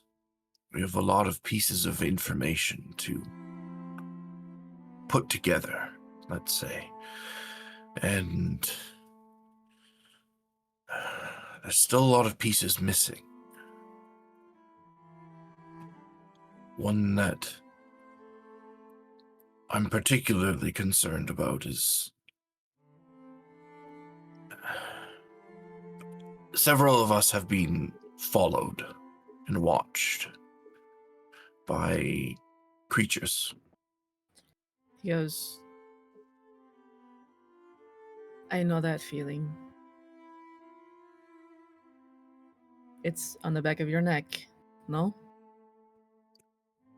That tingle where your hairs kind of stand up, you feel the eyes on you.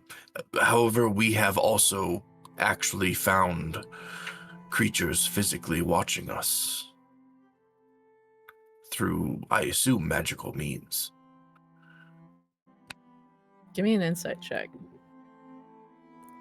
Is that something I'm good at? Sort of. I'm sort Let's of find good out. at that. It's not Doesn't matter, do it. 17. He does not look surprised at this information.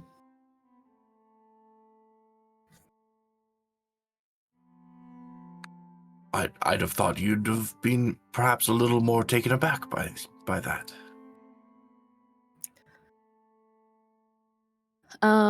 Well, at first I thought it was just me. And I thought, no, Avros, you're going crazy. There's no way some bird has been watching you walk down this entire street. And then the second you make eye contact with it, it flies away. There's no way that that cat is watching you from down that alley. And when you double back to look at it, you just see unnatural looking eyes that disappear. You know how cats have weird eyes. But Yes, weirder I've than that. spent a lot of time with one recently and don't like the way he looks at me. I don't know. I quite like Gaius, but anyway, he goes, no, I've I'm worried about saying too much to you to the point that you look at me differently, but Well, it sounds like perhaps we're experiencing the same thing. it's not really the what, it's the how, I suppose, that I'm worried about. But I have had this feeling for at least a couple weeks now. I've been noticing it. They've gotten sloppy.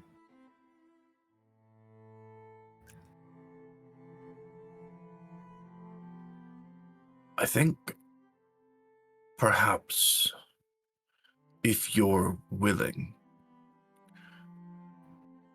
it's time that you and your sister were looped in on all of what's going on. Yes. Instantly, yes. I'd very much like that. In fact, I'm a little insulted it's taken this long. Well, I didn't want to put too much on your plate with... He puts his hand on your shoulder. He's like, I'm just teasing, Rebellial. Right. Well, I'm going to be headed over to Gaius's place later today to meet up with everyone and discuss everything. I would love it if you and your sister joined me. Will they be alright with that? I'm sure they will be. He goes, give me time to talk to my sister. What you told me about our father's killer. If I infer how she might react to that, she might be a bit loath meeting up with everyone. Of course. I'm actually going to head back home to set up a very important meeting for tomorrow morning. I'll come back here afterwards and we can take it from there. I would like that. Are you guys meeting at the Partington estate, or are they meeting you at Gaius's house? I'm gonna go back home to set up the meeting with my parents for like first thing in the morning. And then I'll come back to the Partingtons and then we'll all go to Gaius's. Okay. Sounds good. He goes, well, just be safe out there. I'll keep you updated. Of course. You be safe as well. I was gonna say, I'm always safe, but that's not true.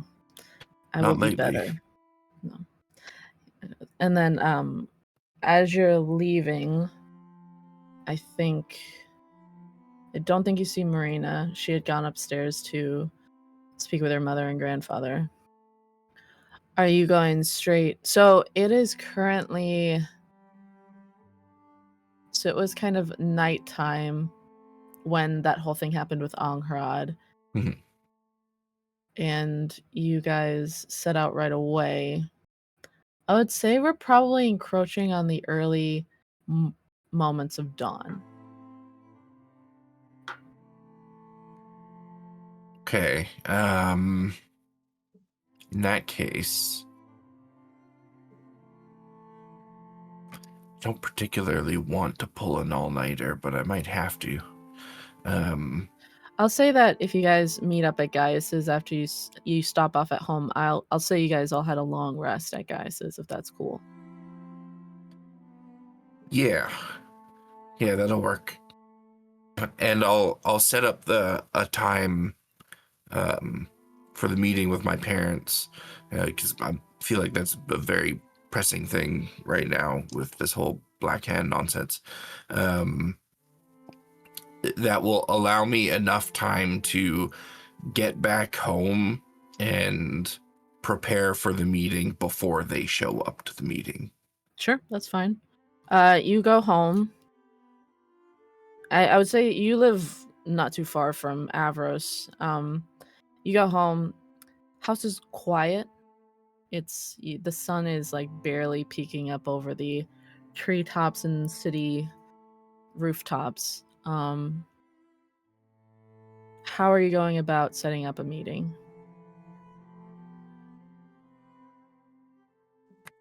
I'll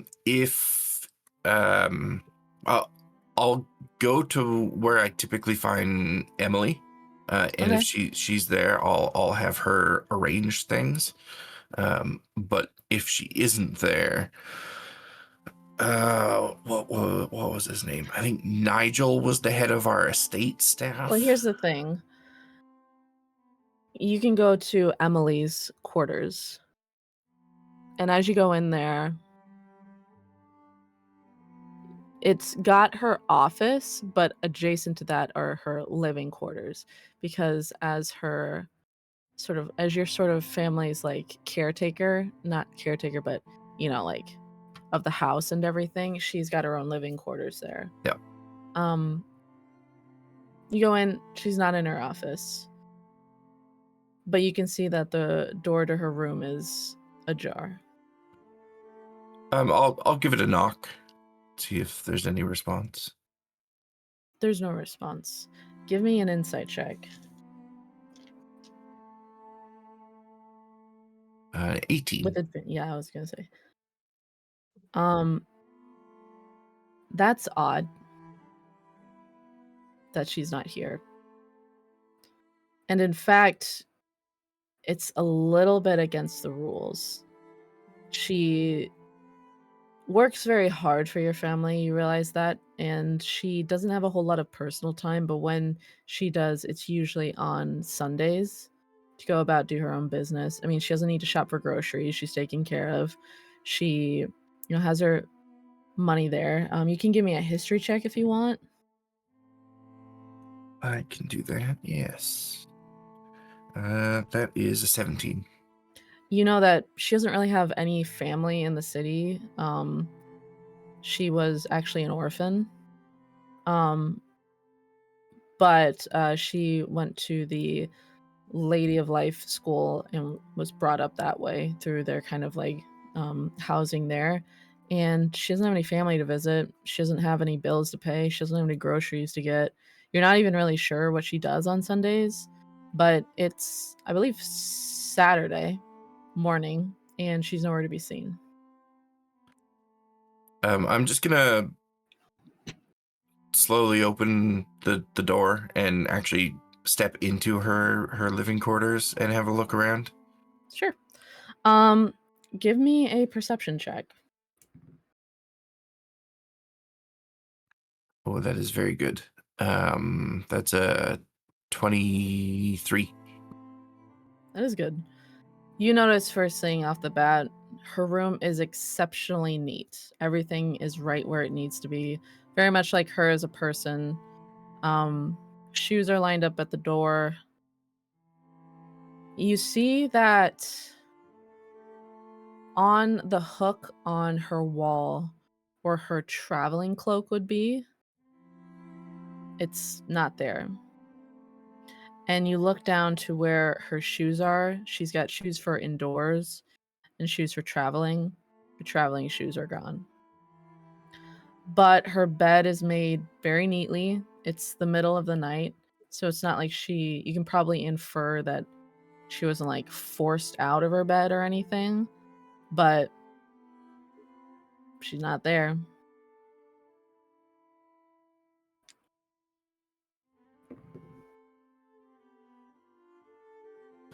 Is there any signs around this living space of anything that has come from outside of this house? Like, is there any packaging from a known business in town that she may have visited one day? And Give me investigation, and I'd like you to tell me how you're looking around for that. okay. So I am going to I'm rolling great. It's an 18 on the investigation, and I'm physically looking around, paying particular attention to spots where you might just quickly stow something away that you're gonna deal with or put away properly later. So like desk drawers or a trash bin that's nearby, anything of that sort. But I'm also throwing up my detect magic while I move around this space. Oh, okay. Very cool. Give me a second.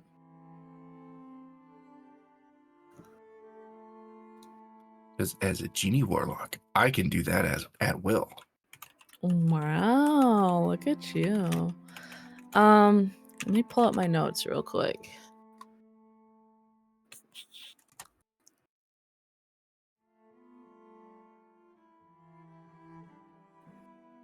And you got a 23.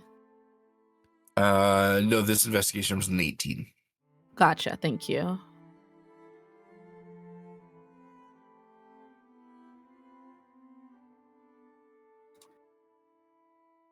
So sorry.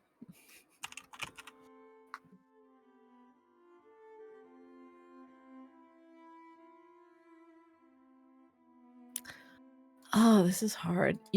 When you say you're looking around physically, how are you doing that? I think at first he tries not to disturb anything as he looks around, but feeling that that's perhaps not very fruitful, he will actually like physically open drawers, check pockets, that sort of thing. On an 18? Yep. Oh, jeez. Okay. As you're going through her things, and I'm going to do a luck roll right now. Okay, good. As you're going through her drawers and pockets, you're going through her pockets, you're probably trying very hard not to like disturb anything. I would say that as you pull out the drawer on her dresser, you hear something rattle that kind of doesn't sound... It doesn't sound like the drawer is off of its little track. It kind of sounds like in the drawer that you just pulled out, there's letters in there, and it's just, correspondence with like various people in Sargenty. As you kind of rifle through it, you see that she's quite good friends with Dr. Gustford. She's friends actually with the owner of that pet adoption place downtown. And they talk a lot. But as you pull it out, it rattles in a way that indicates that like that's not the sound that it makes when you pull out a drawer full of letters. Well, given that my own desk in my own study probably has more than one of these, I would like to check for false bottoms. Of course you can. Do you have to roll anything for that? That's up to you. I want to say no, you don't, because it's not very hard to check for that. As you push the letters out of the way, you see there's a divot in the wood where the grain kind of doesn't line up quite well. You can see there's a gap there, and you kind of slide your fingers under it, and you pull it up, and you see that there is indeed a false bottom. And you slip your hand in there, and you pull out what looks like a pin. And it's got a symbol on it that's easily identified, but it looks like an eye.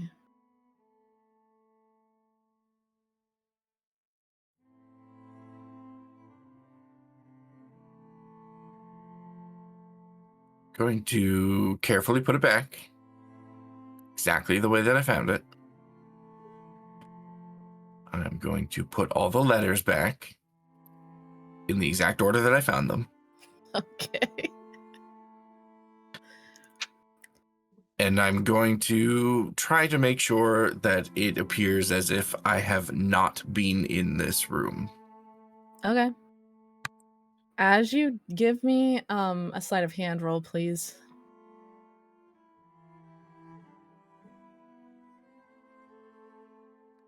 Uh, 15, which is great considering I have a -1. Okay. You feel very proud of yourself as you put everything back exactly as you found it. And you quietly shut that drawer shut, and you make your way, you're making your way out of her room. Out of her living space, yes. Of her living space. As you do, you hear footsteps down the hallway, like very quick pace, like heels on the marble wood floor. And are you doing anything or? I'm just gonna be in her kind of business area, not in her living space. I would as say if that I had yeah. just come in here looking for her. Yeah, I would say that after years of knowing her and knowing everybody in this house, you know, I don't know if it's just me, but you can kind of tell people by the way they walk. And you know it's not Nigel because he's got a very slow shuffling step. It's indeed Emily who's about to walk in here. And as she does, and you're probably standing there looking at her in that imperious way that you do, she's got her traveling cloak on, she's got her traveling boots on, and she pushes in, she goes, "Oh, Emily, just who I was looking for." I'm so sorry. I hope I haven't kept you waiting." She No, I undoes her just arrived. She undoes her traveling cloak and she goes, "Please give me just 1 moment." And she ducks Of into her course. room, hands her, and she comes out within like 30 seconds and she's changed into her house shoes, hung up her cloak, and she's standing at attention. She goes, "I apologize for that. So I realized I had forgotten to follow up on something regarding the issue we had talked about, and so." No explanation necessary. I just had hoped that you would relay a message for me regarding the meeting with my parents. I would like to conduct it tomorrow morning She in picks up her thing and she starts taking down notes. in their study. Tomorrow morning? Is there a set time, sir? Let's make it for 9 o'clock. 9 o'clock, yes, very much so. Shows I will pass along that message to Lord and Lady Salveris once they wake up, I suppose. Thank you, Emily. I apologize for bringing this to you at such a strange hour, but thankfully you were awake already, so... Yes, it's no trouble at all, sir. Happy to help. Very well. Well, you have a pleasant rest of your evening, Emily. It's morning, sir. Is it already? My day is not yet finished. Okay. Thank you, sir. Maybe grab some rest. I will try. If it's not too forward, sir, I heard about what happened at the ball. I hope you're well. I think we're all still processing everything. But I think things have gone as well as they could have, given the events. That girl, I heard she's with the doctor. That was the last I heard as well. I'm not sure what her current condition is. That is unfortunate. She goes, "Well, I will leave you then. I must catch some sleep as well." Very good. Keep some space in your schedule in the coming weeks. After this meeting with my parents, you and I may have a lot of work to do. Of course, sir. I'm at your disposal. And she gives you a bow. Thank you. And I will turn and leave. Okay. She shuts the door behind you. You feel a bit quickly. As soon as that door closes and I start walking away, I'm just going to whisper to Dane, don't let her out of your sight. Dane's actually at the Tufts residence, unless Is you're he? able to call him back. Did I leave him there? Yeah. You let them to spy on things. Mm-hmm. Oh shit, I did. I forgot about that. I didn't have it in my notes, but somebody remembered. Yeah. Okay, in that case, I will not do that. I'll just. I imagine Arby goes to say it and he goes, "Oh fuck, I don't have my dragon." Yeah, pretty much. You need to start taking down notes, otherwise you might miss another date with someone.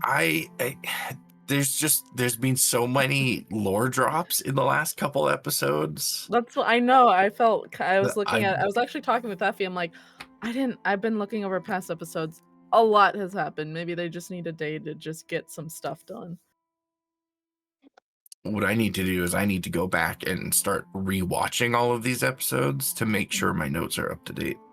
For sure. Or if you have questions, you can always ask. I keep pretty thorough notes for once. I'm just happy that you have at least one person who takes notes, because I don't. I have a lot of notes. There's my notes have, according to my notepad here, over 10,000 words already. So How do you see that? I want to see that. I don't use the standard notepad. Oh, I so use I like don't Google know. Docs. I don't know if you can see that somewhere. I use. You can. You should be able to do it in Google Docs. If you can do it in Microsoft Word, typically you can do it in Google Docs. It's usually like if you go in the corner, there'll be like what's it called? Oh, I got it. There you go. Okay, mine has 41,384 words. It's a lot. Okay, yeah. So Dane's at the Tufts residence. Okay, I'm gonna not bother him while he's doing his job, and I will. So when you call him back, is it like he just appears? Yeah, I can instantly recall him to my position. Well, sort of instant. Mechanically, it's 2 actions: an action to dismiss him, and then an action to recall him. Gotcha. But it's basically instant. Okay. Well, no problem. So you're leaving Emily's quarters. She has the notes from you about setting, and that's for tomorrow morning, right? Tomorrow morning, yes. So not this morning. Well, the coming morning. So the one in a couple hours. Yes, that's why I was like, well, I don't really want to pull an all-nighter, but this is too important to continue to delay. So okay, you can actually, if you want, I'll let you grab a couple winks, unless you had anything else you wanted to do, and you can have just meeting up with Gaius and stuff. Yeah. So, do you want to sleep now, meet your parents, and then meet up with Gaius? Because weren't you also going to stop at the Partingtons as well?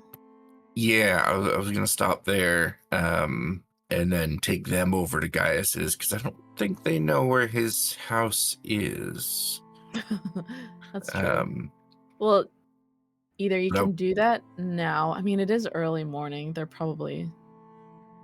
probably wait until later. Yeah, I don't imagine the meeting with my parents will take too long. So maybe let's say I made the meeting for 8 a.m. instead of 9 a.m. Sure, that's fine. And then I'll just wait here.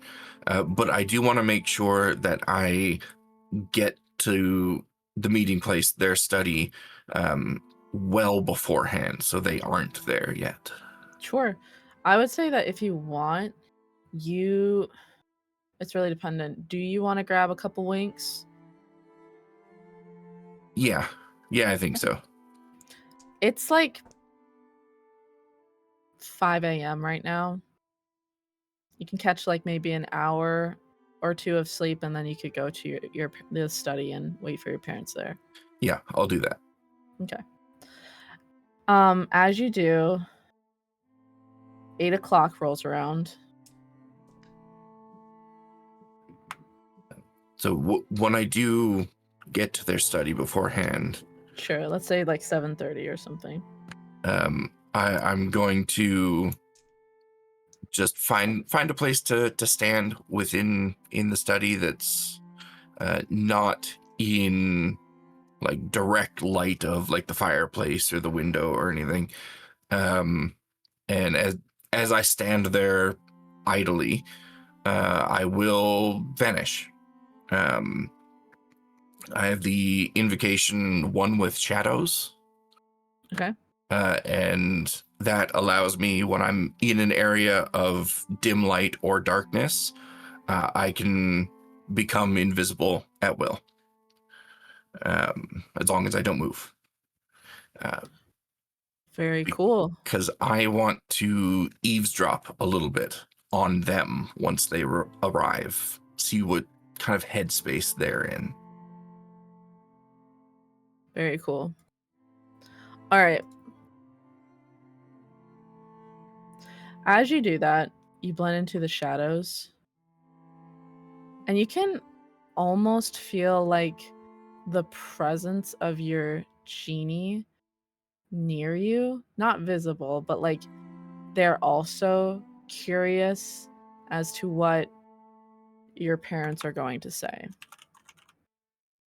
Give me 1 second here. I just want to pull up my notes. Who is texting me? I'm literally so busy. Oh, it's my sister. Sorry.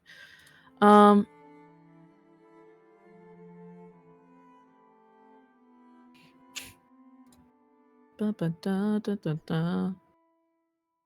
Sail away, sail away.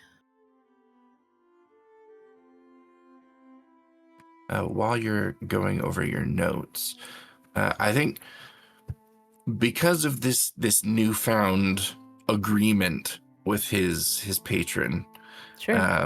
and given the recent level up and the abilities that came with that level up, the elemental gift Yeah. that the genie warlock gets, when Arby wakes up after that brief rest, he's changed visibly just a little bit, to kind of take on a few aspects of this genie patron. So in his beautiful golden locks, there's now a white streak of hair that runs through it, and on the side that it kind of parts to, also on his goatee, there's a white streak of hair that goes through it. And his eyes have kind of taken on this like icy blue appearance as well. Okay. What color were they before? They were like a hazelnut color before, so it's a very noticeable appearance for people that see him regularly. Mhm. They're now like strikingly icy blue. And his skin is just a little bit colder than it was before. Okay, Edward. It's not sparkling yet, but 1 second. we're working on it. This is the skin of a killer Avros. I was just about to say that. Give me a few more levels.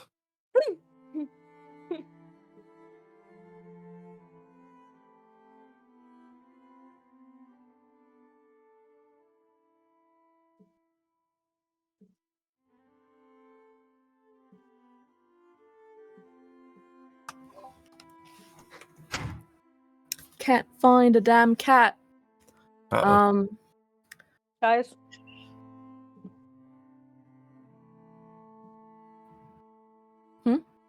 no, you said you can't find a cat. So I Oh. said, yeah, guys. Oh no, my cat. God damn it. So yeah, okay. So as you're waiting, your parent. It's 8 o'clock rolls around. Your parents aren't there. It's not until 8:10 that they show up, and your mother kind of is like folding her hands together, and your father goes like, "He's not even here. Rude."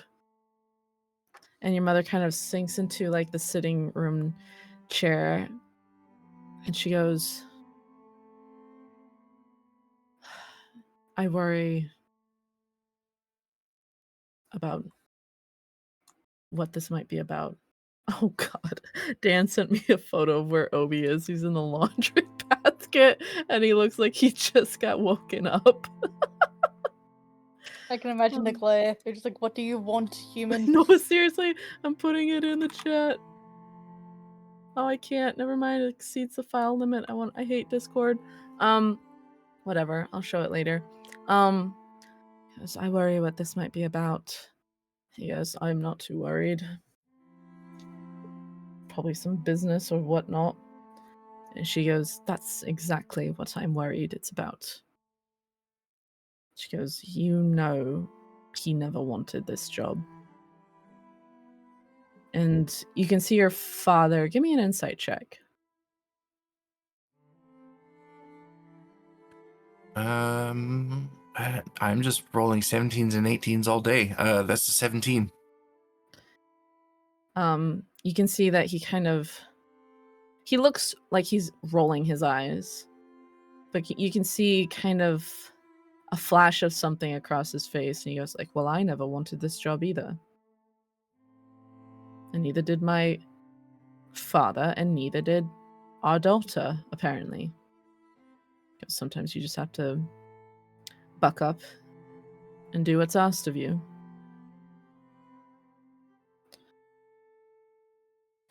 And he goes to sit down. He lights a pipe as he's waiting. And he says, I'm giving him 5 minutes, and then I simply must go. I have a meeting. I think at this point, RB moves. So as he does, he immediately becomes visible again. But he doesn't look at them, and like he deliberately doesn't look at them in an almost disregarding way as he moves towards the door. But he does kind of call out, not wanting the job is no excuse for being sloppy with it, as he locks the door so we've got our privacy in here.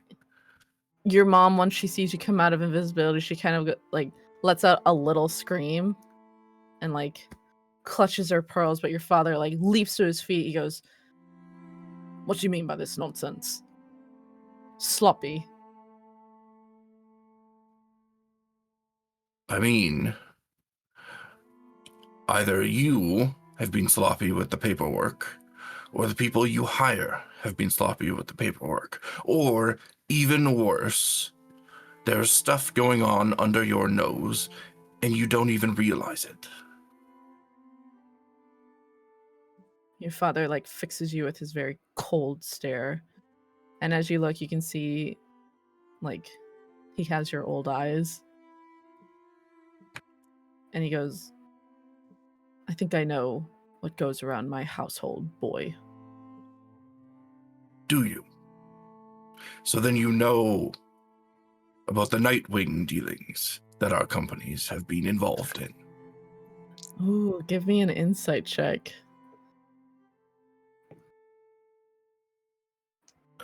Slightly lower this time, 14. That's okay. You still see there's a flash of like surprise, but also I would say you see a flash of like fear. He goes, Nightwing, what is that? Do not lie to me, Father. You have put me in this position. The least you can do is fill me in on what you have gotten us involved in. What I've gotten us involved in.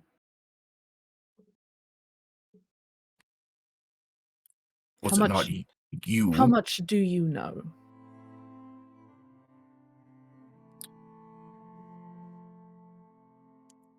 I arranged this meeting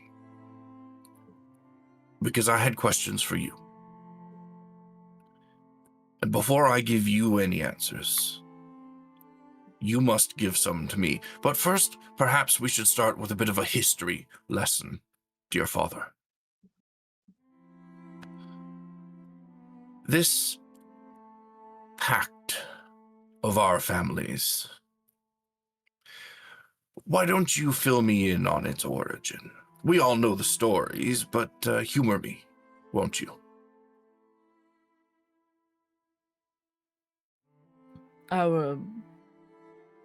My ancestor. How many times, like, is it great-great-great-grandfather or great-great-grandfather of yours? Great-great-grandfather, I think. So, okay. So my great-grandfather was very powerful, and he managed to wrangle a genie, and he enacted a pact that would make the Arbelriel family incredibly successful, incredibly wealthy, and incredibly influential. A pact that has been quite successful so far, I would say. And at what point of you taking over the business did you get us involved in this Nightwing business, or did you realize we were involved in this Nightwing business?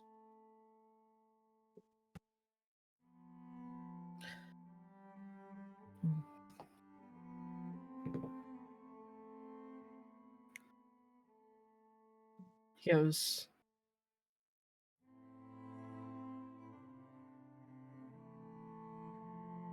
I will say one thing. I will not have my own son talking to me in such a manner about things he knows nothing about. I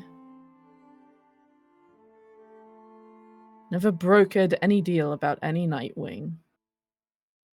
Much like you, it was handed down to me. An heirloom that I didn't want. If you didn't want it, then why didn't you stop it? Because for all of our pacts with the genie, we are not the most powerful family in Sargenty. We're not even the most powerful person. No, we're not. That much has become very apparent in recent days. So who was it that stopped you from ending these dealings?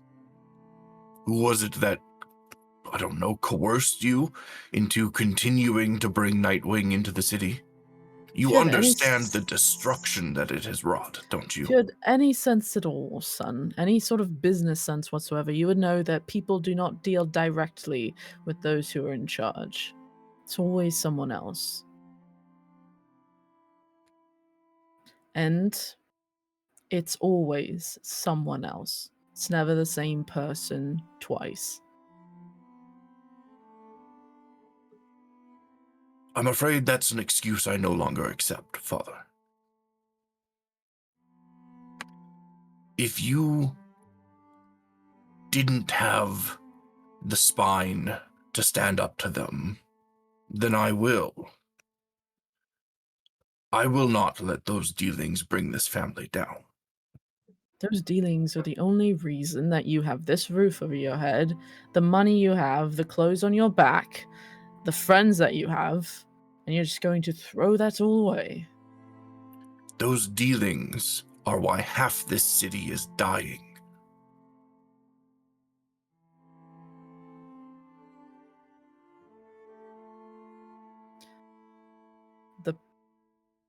The plague? And so much more. I didn't know you had such a soft heart, Arbelriel. What good is it to rule over a dead city, Father?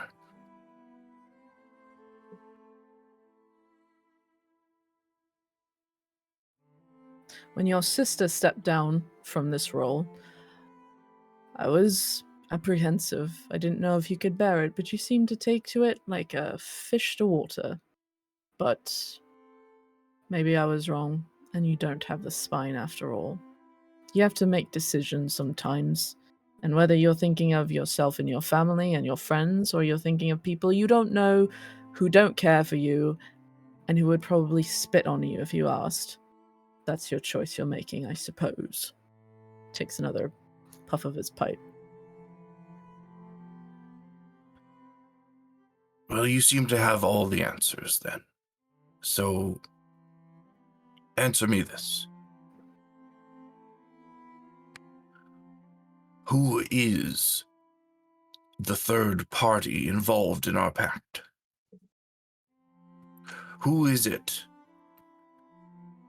that has led the hand not only of this family, but of our patron? Give me an insight check. This will be pretty easy. 19. Perfect. You can see he looks at you, and you see that same stern, cold look, but underneath it,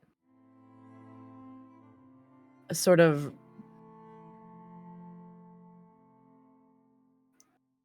like expression that a resigned look. He goes, I truly don't know their name. But you knew of their existence, and you did not tell me before you forced me into this position. You didn't want to be where you are. You knew I didn't want to be where you were. But you knew I had no choice, and still you withheld this information from me. Information that could have changed everything that's happening right now. Why?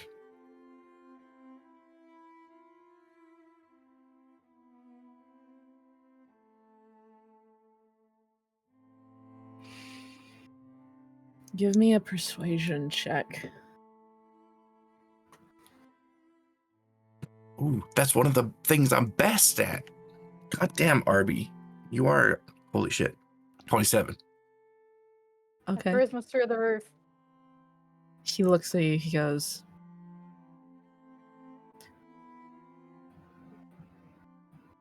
if they had tried to talk with you about it, I had hoped that you could perhaps plead ignorance.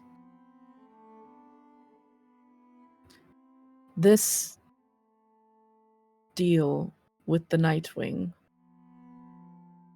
it's been being gathered since your great-grandfather's time, my grandfather's time.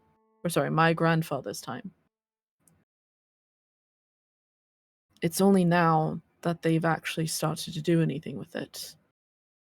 From what I understand, our workers have to go into the deepest, darkest area of the forest in order to get this. Many of them die. And it was like that for decades. We didn't know why they needed it. We just thought it was perhaps another plant, another herb. We're not sure. It's only now that we're finding out I'm finding out, I suppose, what it's used for.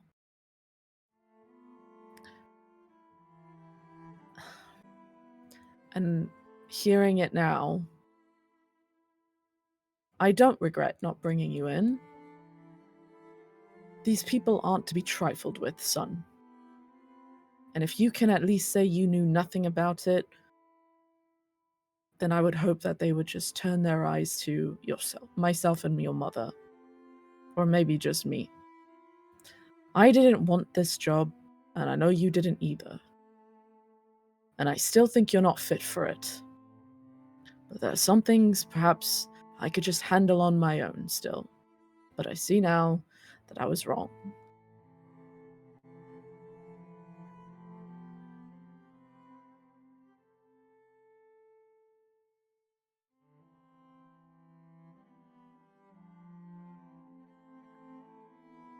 I appreciate everything you have done to this point. I appreciate the intent behind your actions, Father. I do. But even if I had remained ignorant, and they did come after you, it still would have led to the fall of the family as a whole. You are this family just as much as I am. Anything that comes down on us as an individual comes down on us as a family. I didn't know you cared so much. What happens to this family? I don't, Father. However, If our house had fallen, then you would be free to go on your way. Isn't that what you always wanted? To run off No. and care about people you don't know. You knew this What? entire time, though, about the workers in the forest and the hazards they went through. Yes, I did. But I didn't What- realize it was to bring a plague of death to the city. If they You, die in the forest or they die in the city, there isn't much difference, as they're all the same. well, it makes a fair bit of difference when the product that we're bringing into the city is used to murder somebody right in front of my eyes. Are you speaking of Lord Partington? Yes. Nightwing was behind that. Just as we're beginning to believe it's behind the plague as well. And who knows how many other murders or assassinations within the city, or how many other illnesses or issues that have cropped up in the last handful of years.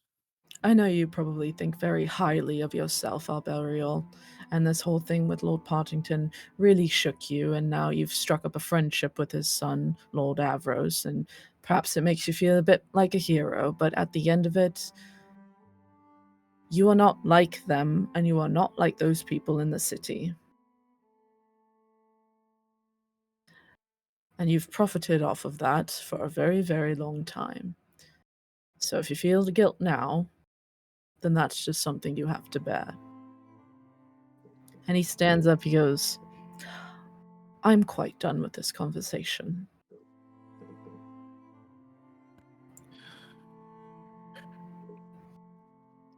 I had hoped by the end of this that perhaps we could work together to change things, but I don't think that you did.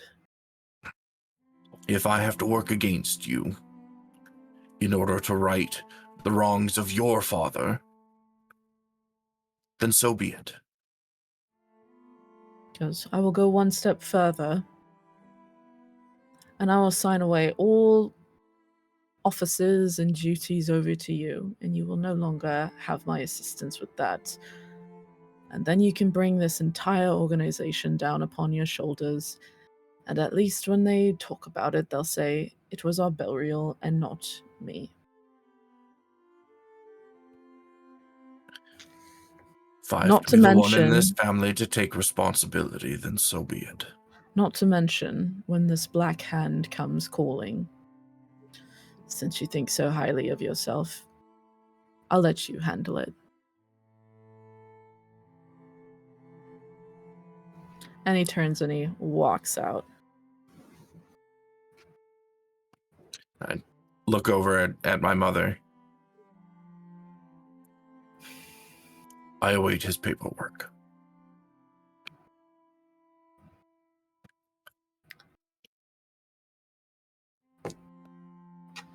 She kind of stands up and she looks at you. She goes,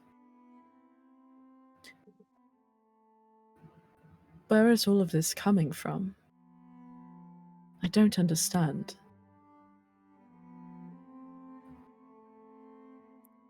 It's coming from someone that has been put in a position of great responsibility and given only a fraction of the information that they needed in order to bear that responsibility.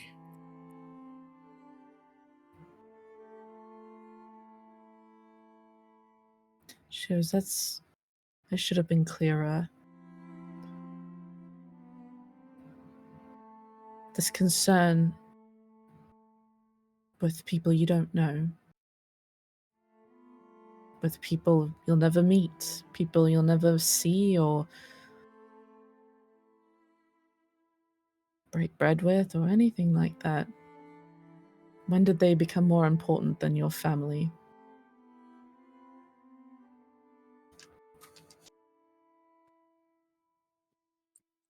Surely you and Father both understand that without those people, we are nothing.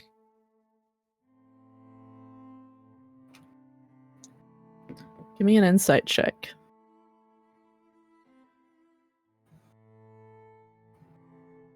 12. You can tell that she doesn't understand. It doesn't compute. She just shakes her head and she follows after your father.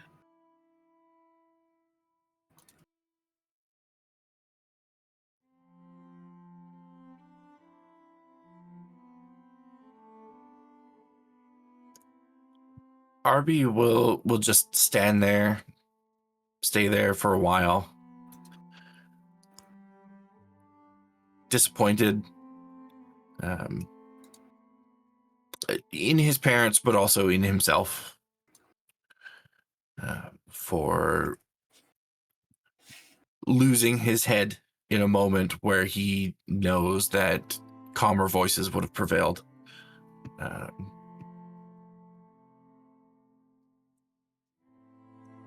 After several moments of that contemplation, though still angered by what transpired, he will try to straighten himself and head to the Partingtons as planned. Okay. I think as you're walking, and it's not a very long walk, you suddenly get a voice in your ear. And you realize it's Marina. She goes, "Hello, Arberiel. I am passing along a message from my brother and me. I wish to see you and get more information on what is going on. Sincerely, Marina." Can I respond to that message? You can respond to this message. I'm on my way. I'll be there shortly. And I think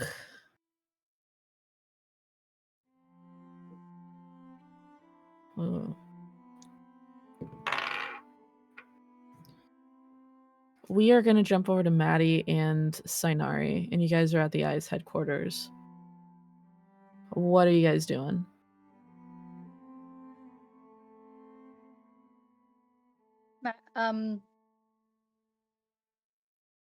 So I just sent out a letter for Priscilla. Mm-hmm. I don't think I would have heard anything back by now. It's been like a couple hours. Yeah. So Sinari has been trying to reach Haisung through different channels because apparently he's not around, he's not at home. Channels of what? Trying to see if she can also send out a magic letter, because I'm gonna guess that like if Maddie was going to be sending a letter to Sonari would be sitting there writing her own letter, which is why like Sonari was just like while she's writing out, she goes, "You sure I couldn't have threatened her with some arson? Like, you know, just a tiny bit."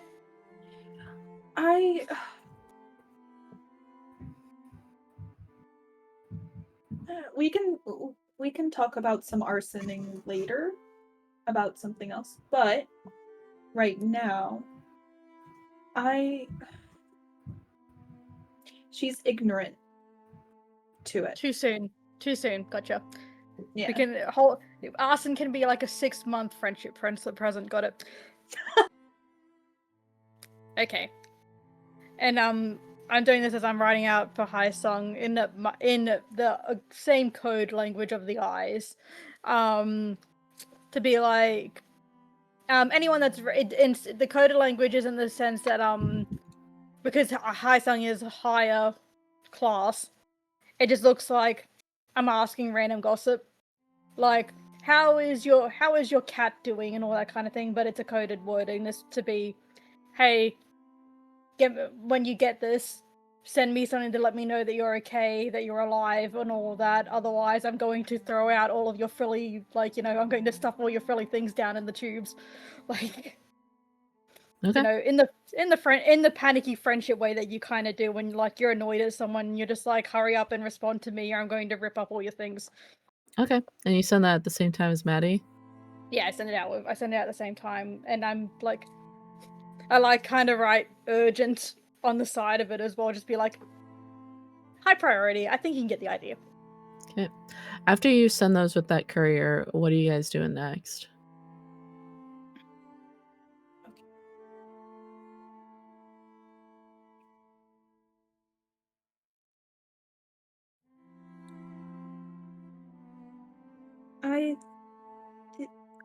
Are we completely alone, or are we in the? You can be. Okay. Because I know that each of us individually, possibly words. Okay. I think that we should tell the Partington, well, Evers and Marina, about everything. I guess As much as we so. can. I guess so. Makes sense though. If we by the time we get there have a strong feeling that Arby probably would have told them anyway.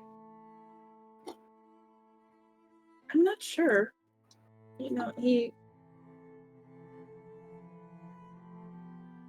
very careful with words. That's also So- true. Very like, you know, business people tend to like to keep a lot of secrets close to their chest and stuff. You know, it's something that like, you know, rogues and business people have in common, as well as stealing from people. Different. It's just different who our victims are. So Papa's okay. He's with Gabriel. I gotta wait to hear back from High Sung. Okay. This is why I should write down lists of things, but I don't. It's a lot easier to carry a dagger than a pen. Actually, I feel like wouldn't it be easier to carry a pen than a dagger? I can hide daggers easy, but like you know, I'm thinking pens are like the quills. You gotta like, you know, everyone's gonna have a giant quill. Where am I gonna stick a feather? In your hat. Okay, Oh so yeah, if- that's a great idea. That's a great idea. Who the hell assassinated this person? It's them, the weirdo with the feather sticking out of their head. feather in your hat? That's very common. It's very macaroni. Anyway, I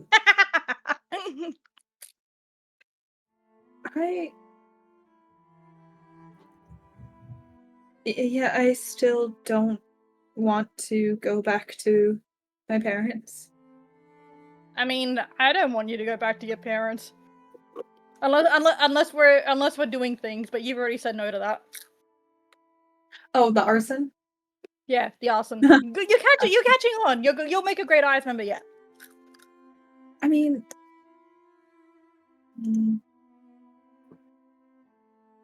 Name. I do have a spell, but that's that probably would not work. Never mind. I mean, right now, like we could go to find out. We did say we were going to meet up with Gaius's at Gaius's place afterwards.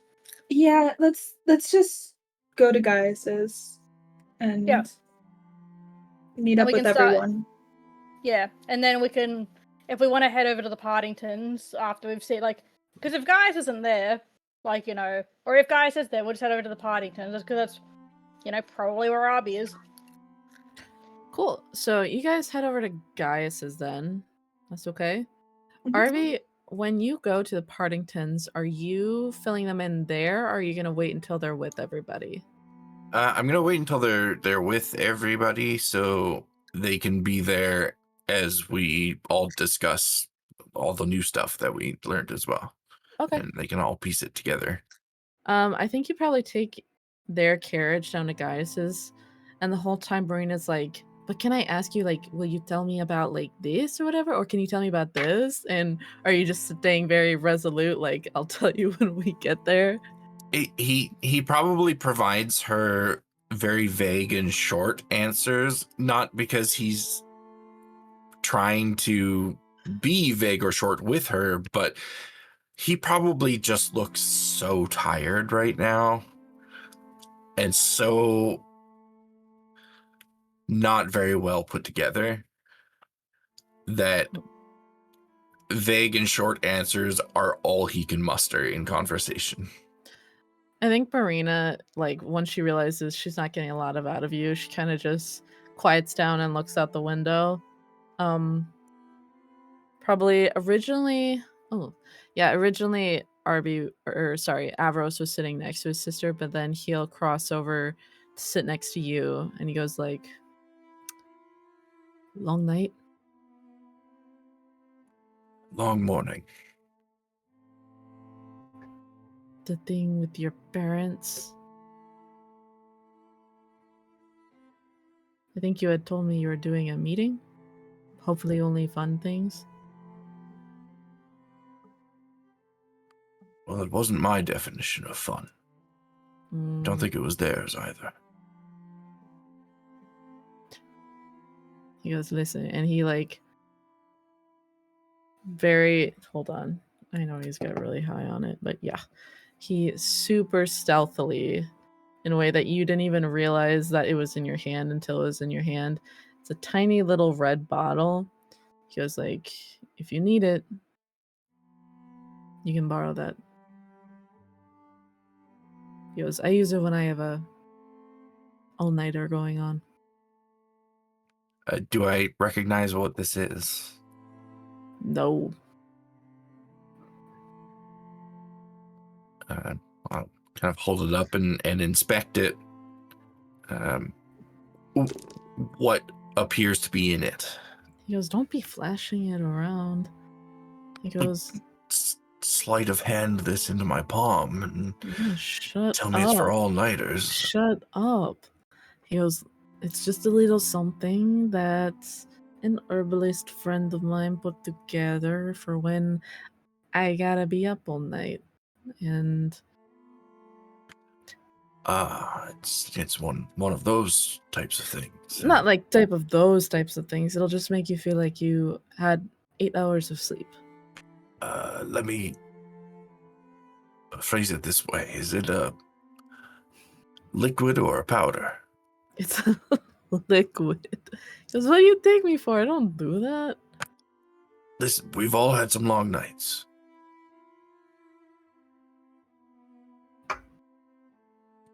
And I will drink it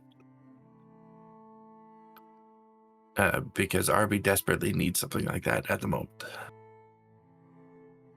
And you get the benefits of like 8 hours of sleep. So you're awake and alert. It's kind of like you had a long rest. Thank you. Because I don't really go taking them appreciate like it. too many nights in a row after each other, because then you start to have visions. Oh, you speak from experience. Oh yeah. Sounds like it could be fun. That isn't a good idea. Not right now, anyway. I think at this point you guys pull up to Gaius's house. He was like, I can't believe he lives out here. That's actually quite cool. Not the word I used to describe it when I first arrived, but you get used to it. He steps out and he offers his sister a hand to step out of the carriage. And you guys go. Gaius, are you already there? Yep, he's here. He's there. He's here. Do you announce the Partingtons? Like, give Gaius a heads up, or do you just walk in? I just walk in, like I live here now as well. And I let them in like that annoying roommate that never lets you know beforehand that they're bringing company over. Maddie and Sinari, are you here yet? Probably, I would think. Yeah. I'd probably say we probably arrive last. Or I don't think your business took quite as long as our burial, so I would say that you guys are probably already here, if that's cool. Yeah. Oh, yeah, that sounds good. Then I'll just be like lying on the couch reading another one of Gaius's books. Same. All right, so Arby walks in with the Partingtons. Oh, the sup, whole dude? gang is here. Well, that makes things a lot easier. She goes, I hope it's okay that we're here. Oh, I anytime. Anytime you need a place to stop by or you're in the neighborhood, feel free to stop. Feel free just to pop on in. Am I supposed to get up and let the nobility sit down, or is this like? Avros how gives do you like you- a no, please. I mean, you've never done it for me, so why start now? Yeah, but there's a difference. I like them. Avros like awkwardly, whoa. Oh, well, it's please. it's okay. It's okay. This is how we express friendship. He goes, please It's a lower. don't get It's a lower don't get up class for thing. us. It's fine. You look comfortable. When Maddie hears more voices, she does stand up to like turn around and look at them. But then, when he says like to get like you seem comfortable and everything, she just sits back down and like puts the book on the table. Yeah, I thought And it he was goes, about what are you time reading? we looped them in. Hold on. What are you reading, Maddie?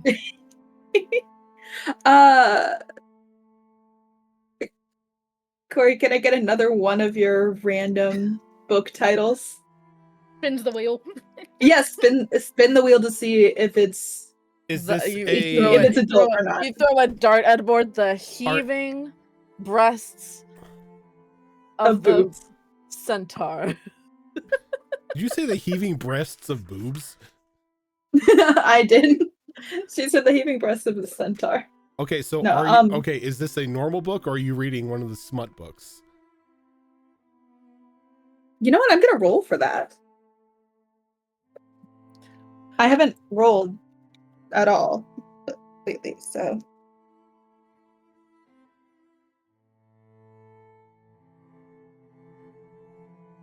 Evens, normal, odds, smut.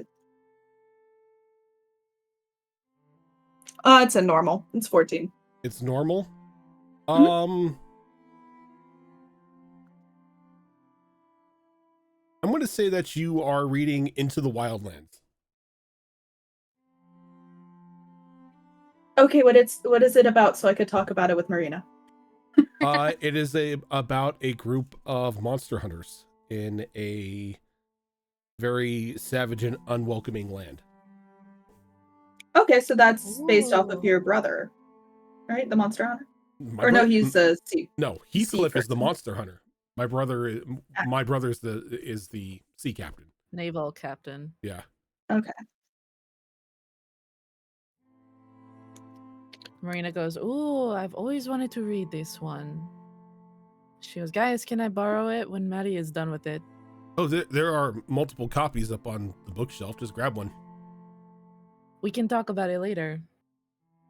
She goes through and she starts reading and she gets kind of engrossed in it, and she also reads like weirdly fast, so she's done with a page. And Avros is like nudges her like, pay attention. Marina is me when I was a kid in the bookshop, and my parents would be like, "This isn't a library."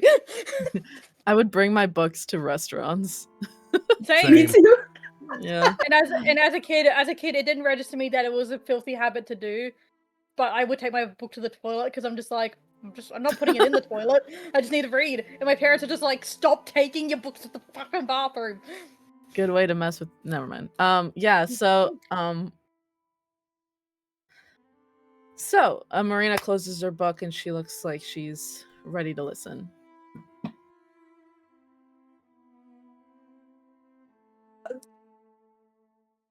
I had a interesting conversation with Angharad and a mutual acquaintance of my brother and I, who I went to visit her today. He is somewhat of a monster hunter of a well-known variety, but he was recently hospitalized for some sort of tragedy that took place while he and my brother were out to sea.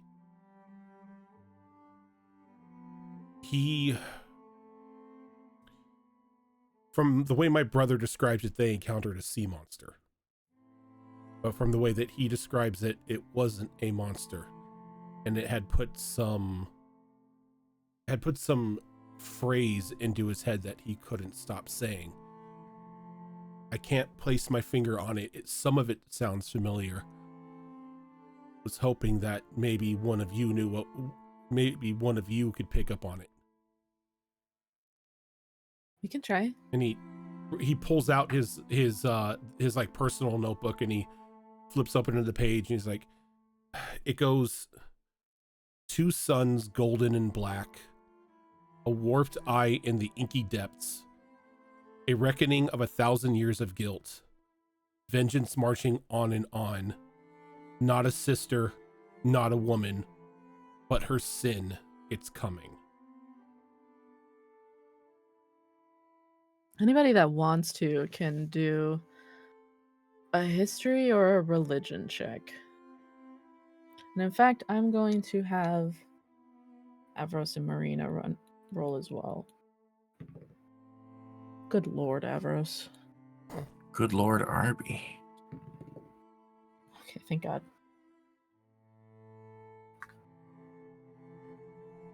Oh, for fuck's sake. You two are... Oh, fuck, not 20!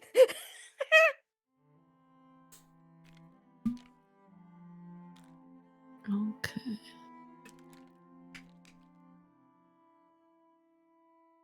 You two are like, good lord, not me being Australian. Alrighty. Cool.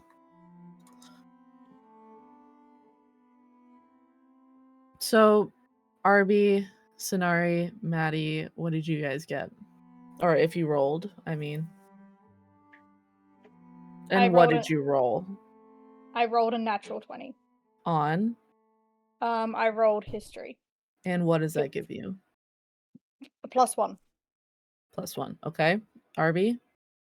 I also rolled history, and I also rolled a nat 20 for 27. Okay. I actually chose to roll religion because it was something of like not a person, not a thing, but her sin. So I got 21 total. Very cool. I will say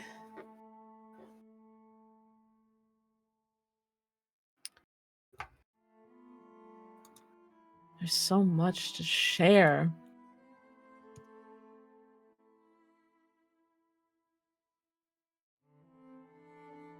What's up?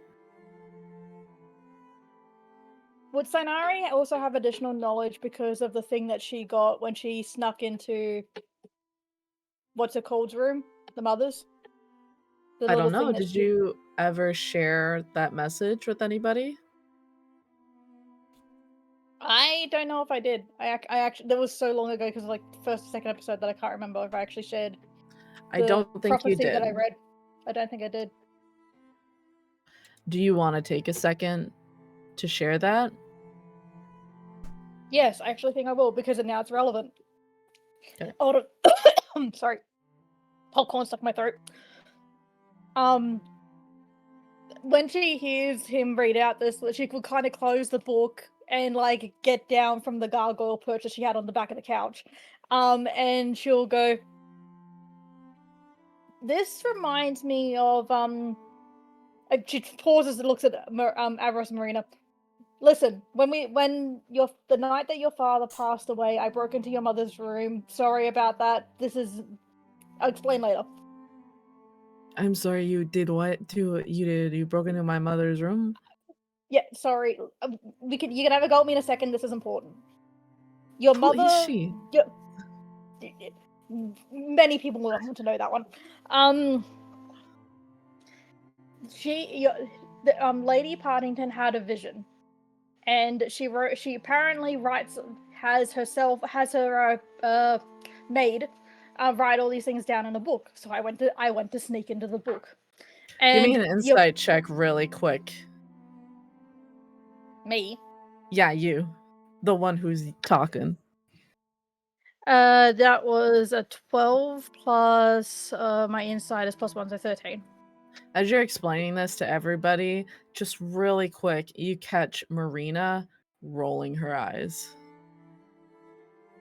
Okay. And I'm just like, I'll mentally put that aside, like, I'll go back to that later. And she goes, and I'm just like, look, apparently she writes all these things down. And I was like, you know, this death had just happened, someone collapsed. I was being curious. And so I snuck in, looked at this book, and I've looked at the very most recent thing that she'd written. And aside from calling me the fuck out in it, she literally say, "I knew you'd read this, Sainari." That fucking freaked me out. Your mother's a horror villain. She wrote a prophecy that sounded very similar. It goes, brings it out. It was like, before you ask, I didn't rip this page out. I ripped another one out and I wrote it again. These poor siblings. I'm just go.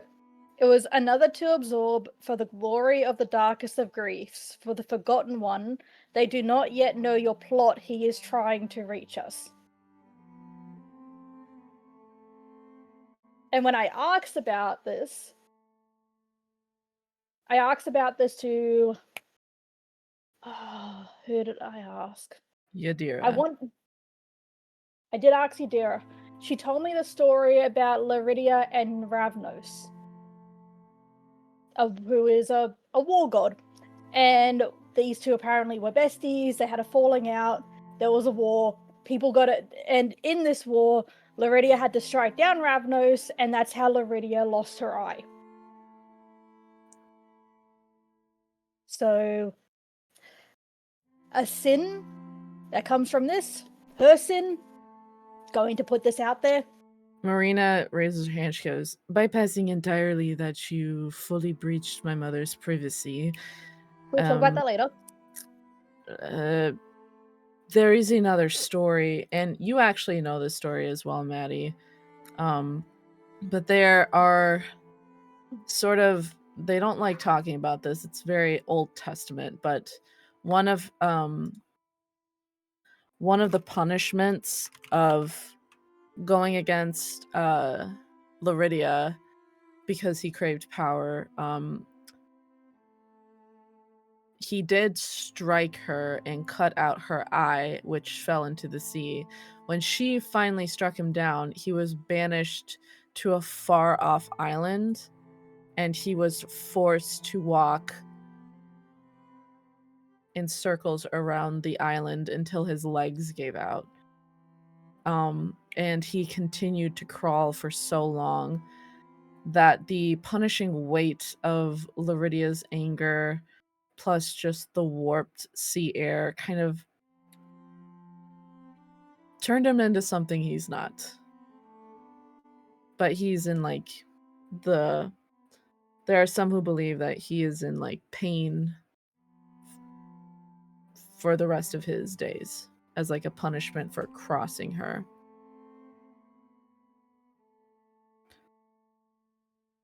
So are we dealing Marina with goes, the outcome of two gods clashing?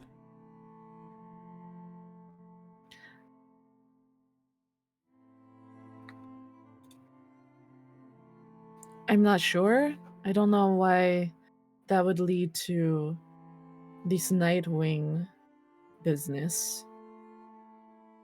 I mean, Laridia is very much in power and Ravnos is elsewhere, enduring his fate.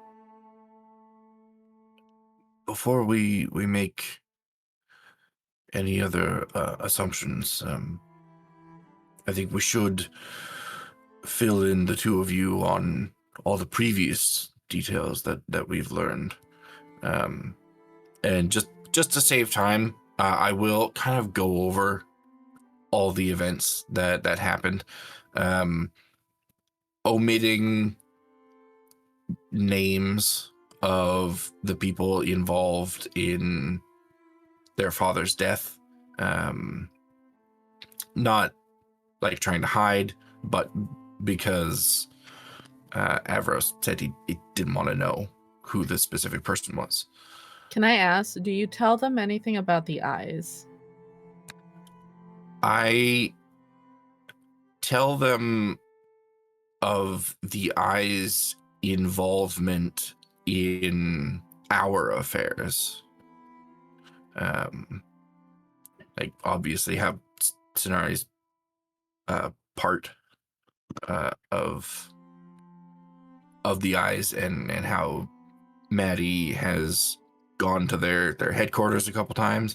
Obviously, I'm not privy to everything that happened in those moments, so I don't give those details, but I do fill them in on the eyes' involvement in our affairs.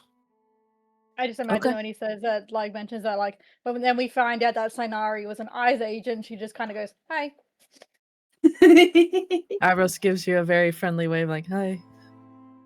Sorry about, like, infiltrating and everything, but, you know, doing my job. Are you He goes, sorry? he goes, I've done worse. It's all right. I like you. Thank you. Not like that, but, like, you know, you're a good one. Thank you. This is a DM question to you guys, just because it was so long ago. That encounter with Obadias in the prison, that was Reggie, right? That Mhm. wasn't you guys? Yeah. Okay. That was Reggie. Very interesting, very interesting. Cool. So I mean, I don't even remember. essentially I think during that Reggie found out that Obadias was a member of the Eyes. Mhm. Yeah. So I don't think he shared it with anybody though. No, Sanari did know. Because Sanari was asking about it. Sanari asked about, are we going to do anything about Obadiah? So she was That's informed. right. Thank you. Yeah. Do you bring that up to them? I don't like snitching. Yeah, But plus, Arby's the one. Arby's the. I'm not gonna say anything because, you know, I don't like. We don't. There's no reason to bring up. I don't snitch on the eyes. Like, you know, like, I don't want to blow his cover. What if he ends up coming back out? He's fine. Sure. But if I can't remember if Arby knows, if anyone else knows. Yeah. Remind me, was Obadias ever mentioned during your first visit back at the Eyes headquarters? I think that's where but I Right, think 'cause Maddie was in a separate room, and so it was just Sinari. Yeah, it was 'Cause just me in the room. if he was mentioned, Oh yeah, then Dane. RB would Dane know was because there. Dane was spying on you guys the whole time for RB. Okay, And- so everybody. So would you have shared that with Gaius? Yeah, I think at this point, Yeah. RB is so lost in the details that he doesn't think to check himself, in that he hasn't revealed that he was spying on everyone that whole time. So he just casually mentions this information that he technically shouldn't know during all this info dump. So you mentioned that Obadias is a member of the Eyes to Yes. Avros and Marina Partington. Yes. I think hearing that, Marina sits straight up and she goes, "What did you say?" And Avros also leans in and he goes, "What?" I'm sorry, which part? About Obadias.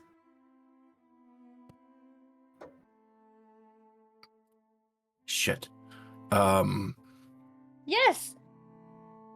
How did you know? Yeah, that's.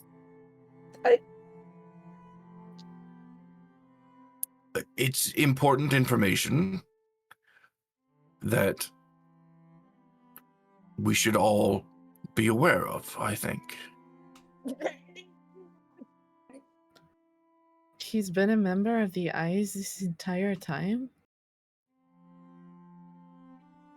I only Avros- recently found out. Don't. Avros okay. holds up his hand. He goes, let's not jump to conclusions. I just don't know what conclusion to make of that. Well, I mean, the factual conclusion is that yes, he has been a member of the Eyes this whole time. That being said, he did seem to genuinely care about your family. That's probably what he said too. And if it makes you feel better, although Yeah. I can't imagine it would, I guarantee you that there is an Eyes infiltrator in every one of our families. That doesn't make me feel better. And Marina looks like genuinely like heartbroken. Not because of his. Well, give me an insight check.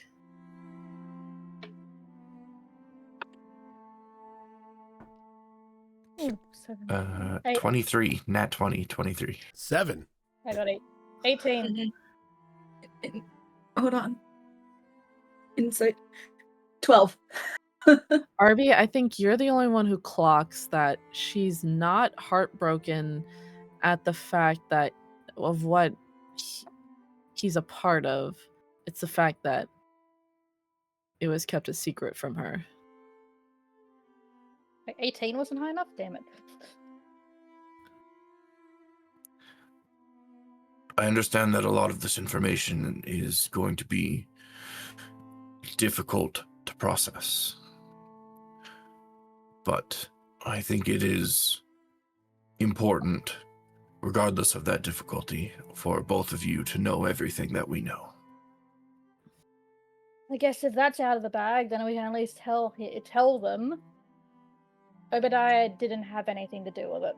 You were 100% right, Marina. He had nothing to do with it. He was trying to protect your family that night. No, I know he didn't. I just want to make sure that because we're not naming names on who it was, I want you to be assured that it wasn't him. No, I know. Whoever it was made a deal with what we believe. Well, I mean, I assume it was one of the doppelgangers that we had to deal with recently.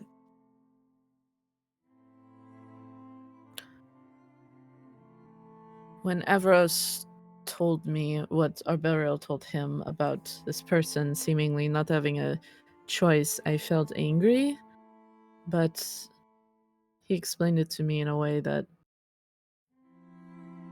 it's like he said, it's like getting angry with the knife rather than the killer. So, because that is, I'm not okay with it, but I suppose I understand.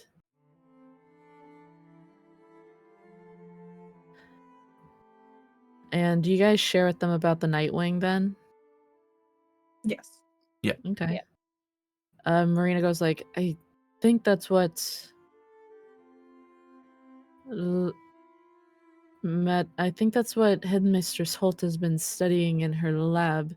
Sort of like sickly sweet smelling, like what was in Avros's drink, yes? Yeah, it smells awful. Yes, and I brought a sample of it directly to the headmistress, and we've been working together on learning as much as we can. Which I broke out, by the way. You're welcome. Yes, and she was much more careless in handling it than you were. I was quite surprised. What do you mean? It kind of tries to. The smell of it can kind of knock you out a little. Could knock you out a little bit. Like it's not great. And also, I didn't have a like a proper vial to put it in, so it kind of had to snap it a bit to get it in the bottle. But anyway, like we don't need to focus on that.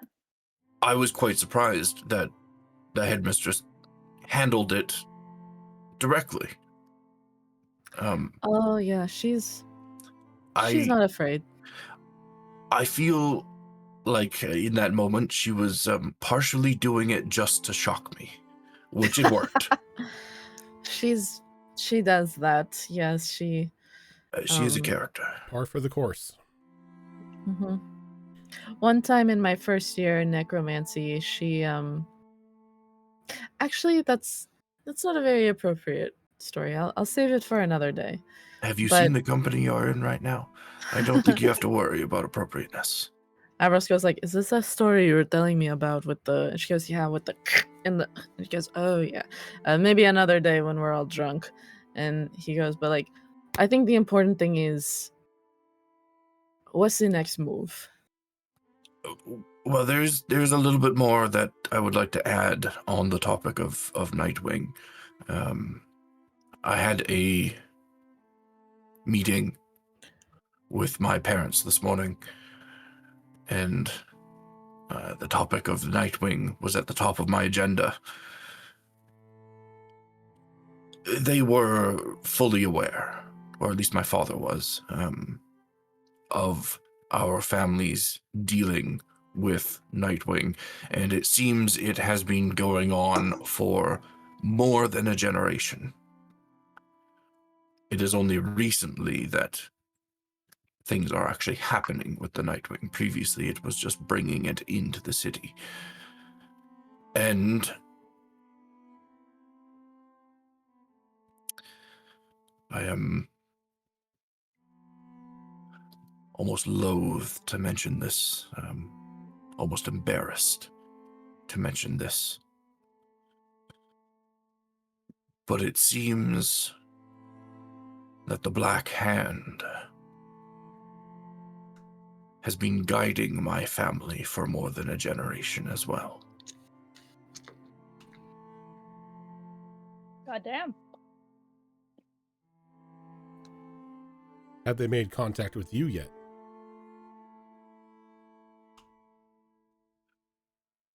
I don't think so. But at this point, who can really say? Give me. Are you trying to lie, or are you genuinely? Because are you at the That's ball fine. when they left that handprint on your shoulder? Oh, I guess that was technically like actual contact, yeah. Yeah. I was thinking more along the lines of like missives, but yes, I guess if you want to be technical, they have. How so? Huh? At the party, I suppose, the celebration of Angharad, when I found myself alone in the hallway, there was a brief moment where there was contact that was made, and an imprint, if you want to phrase it that way, was left upon my skin. But Is the imprint still there? That's a good That's a question. good question. Is the imprint still there? I don't know. You should check. I will check. You look, and it's like What was the that. imprint again? It was a hand on his shoulder, from where Avros, not Avros, touched him. Yep. And you can see it looks like a healed over burn. No pain or anything, but it's very much there. Even though it went through clothing and stuff, didn't affect your clothing, but it went straight to the skin. Does Abby just check by himself like that, or does he like show everyone? He like pulls down the shoulder of his shirt right in front of everyone. Sorry, guys. and- I don't and need to shows see it. a hickey. I think Avros leans forward and he places his hand over it, and it perfectly fits his hand. It was the doppelganger that did it. The one Oh. that looked like me. Yes. Speaking of, do they have silver? Are they currently wearing any silver jewelry? Who? The Avros and Marina.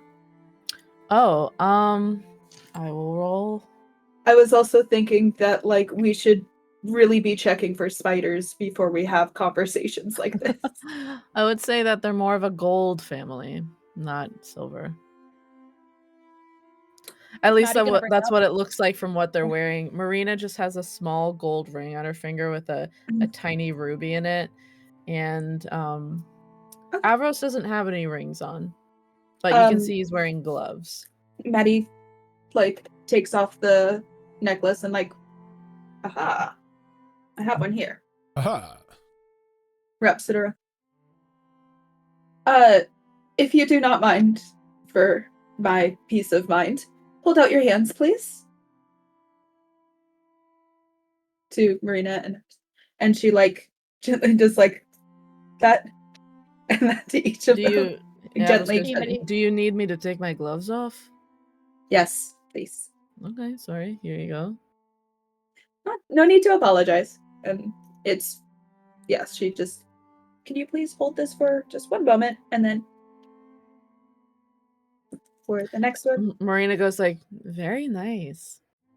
Like, Thank not you. really sure what you're doing. Mm-hmm. We found out that the doppelgangers get burned, or is it they get burned, or they have a negative? They are. Yeah, go ahead, Gaius. You got it. Guys, they have a negative reaction to touching silver. Yeah, we probably should have done that when you guys first walked in. Yeah, we probably should have. We need to get a lot better at doing that. Our security is a little lax. Look, this book about the ice dragon's heavenly pillar was just too good. Okay, come on. Also, can I do? Oh, sorry. Can I do a random check for spiders, or like a random perception check? Perception. If anyone else wants to join, I would deeply appreciate it as well. This is a very high DC, I will say. It's not easy. Okay. Perception. Yeah, no, I got an 8. Hey. But I'm cute. Hey. You don't see anything. Sorry. No, I figured not. Okay, so Avros goes, well, we're clearly not doppelgangers, okay? And he goes, so the doppelganger that looked like me did that to you. Yes. And it was almost immediately after that I conferred with my patron. I have a patron, for those that did not realize yet at this point. Avros didn't know that. Oh yeah, he can get inside his lantern. It's weird, and he won't tell me how he does it. Okay.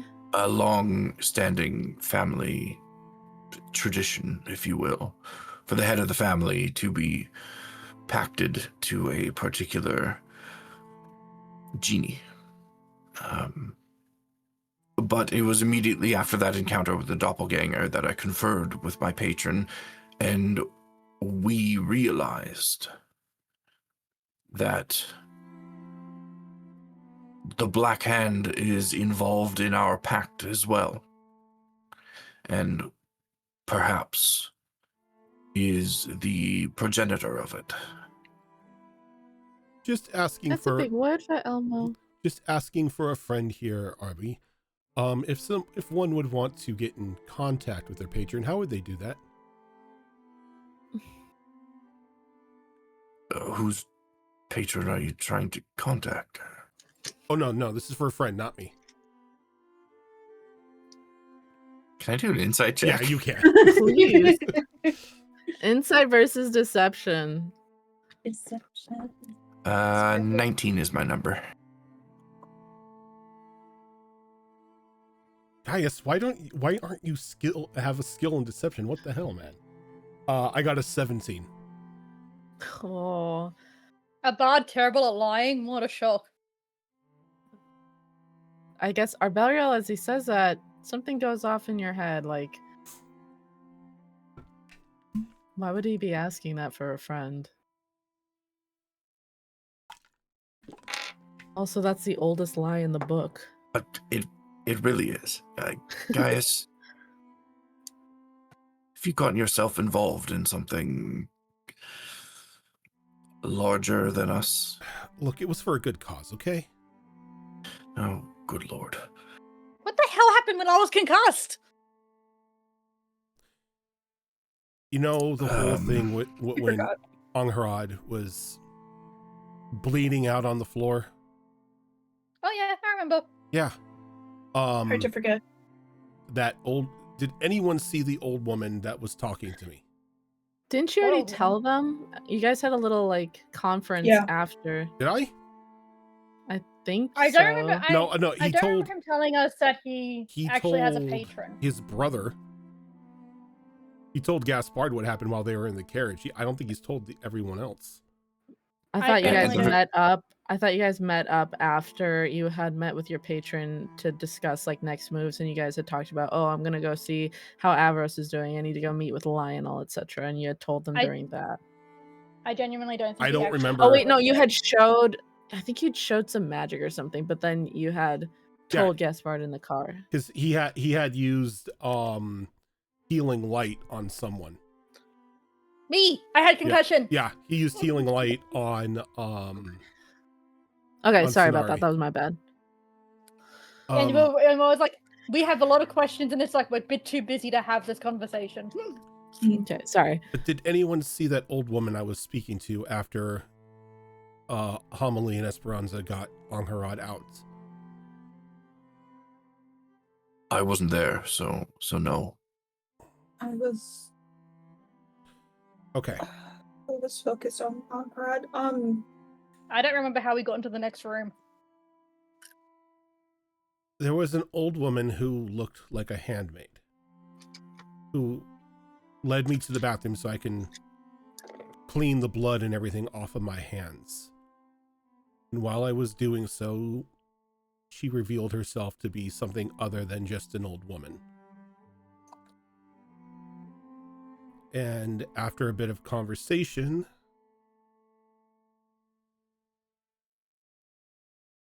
I made a deal. With an old woman. You're not about to tell us you've made a pact with a hag, are you? No, not a hag. I knew. Not a doppelganger? No, not a doppelganger. She showed me who she was.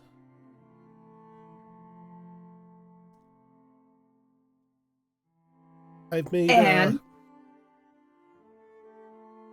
It was Laridia. I've made a pact with her. I don't know what I was expecting, but it wasn't that. Certainly wasn't that. And you verified that it was her. I not verified someone it. I verified it with my posing brother. as her. I verified it with my brother. The Holy One. I mean, I didn't think the sea captain was gonna know. What was the deal?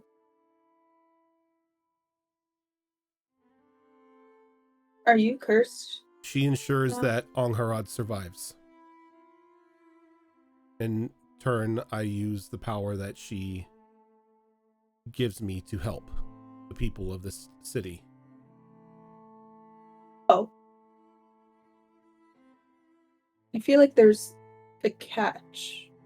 Because we were already planning on doing that. At the time, I didn't care if there was a catch. I wasn't going to let someone who was innocent, somebody who had no hand in any of this, die because of us.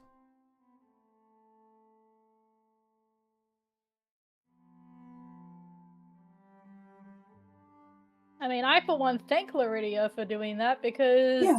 I don't know how I would have reacted if Angharad had died, but while I was holding her by the neck. So, thanks for that. Hope it didn't cost you too much. If it does, it was worth it.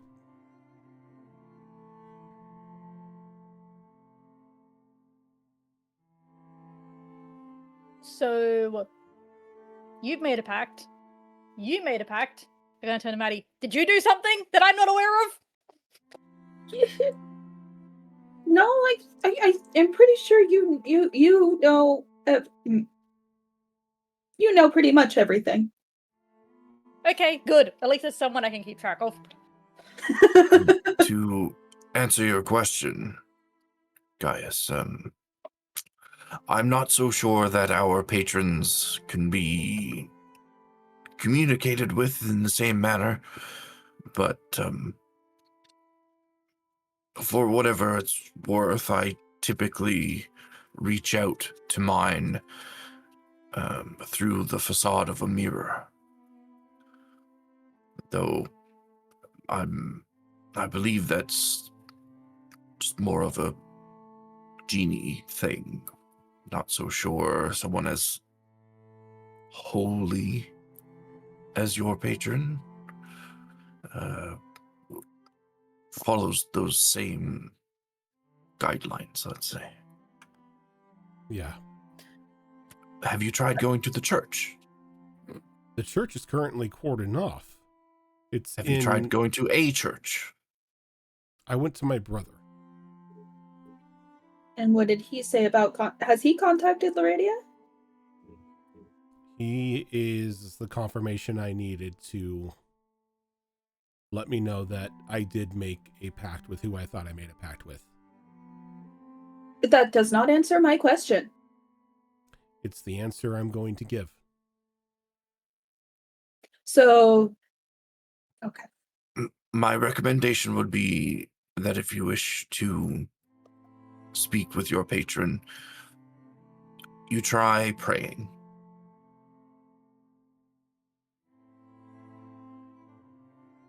I'm not trying to make a fool of you or anything, guys. That is a genuine recommendation. Your new patron is, as far as I know, one of the holiest beings known to us.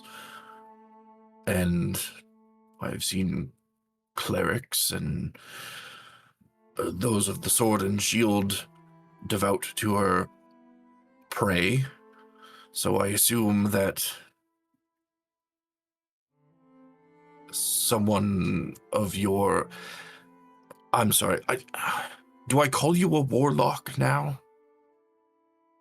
I don't know what you call me. You harness eldritch magic? He just sort of just like brings Marina kind of raised her hand. She goes, Eldritch magic, she's the goddess of life.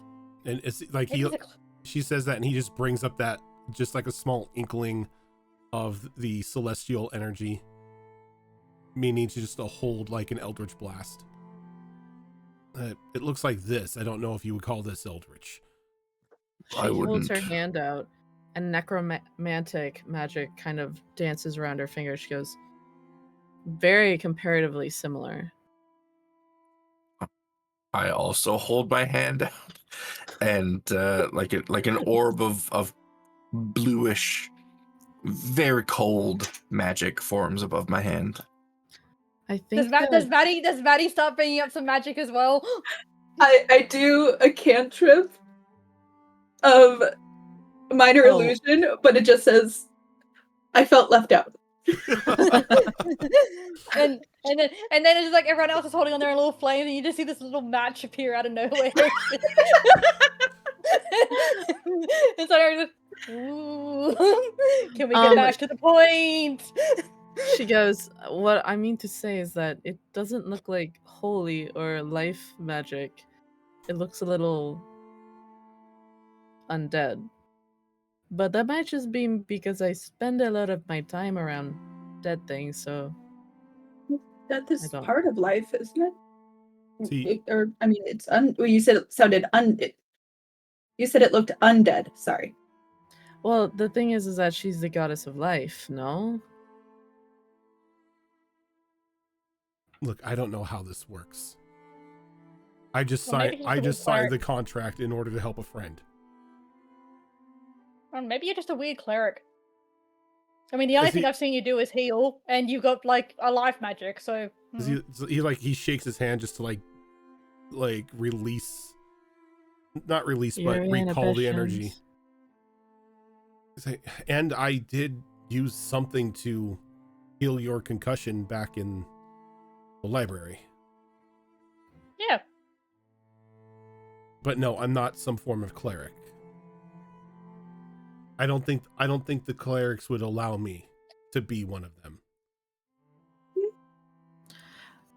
Avros goes like, this is all very enlightening, but I don't mean to be that person, but I like to have a game plan. I've been thinking.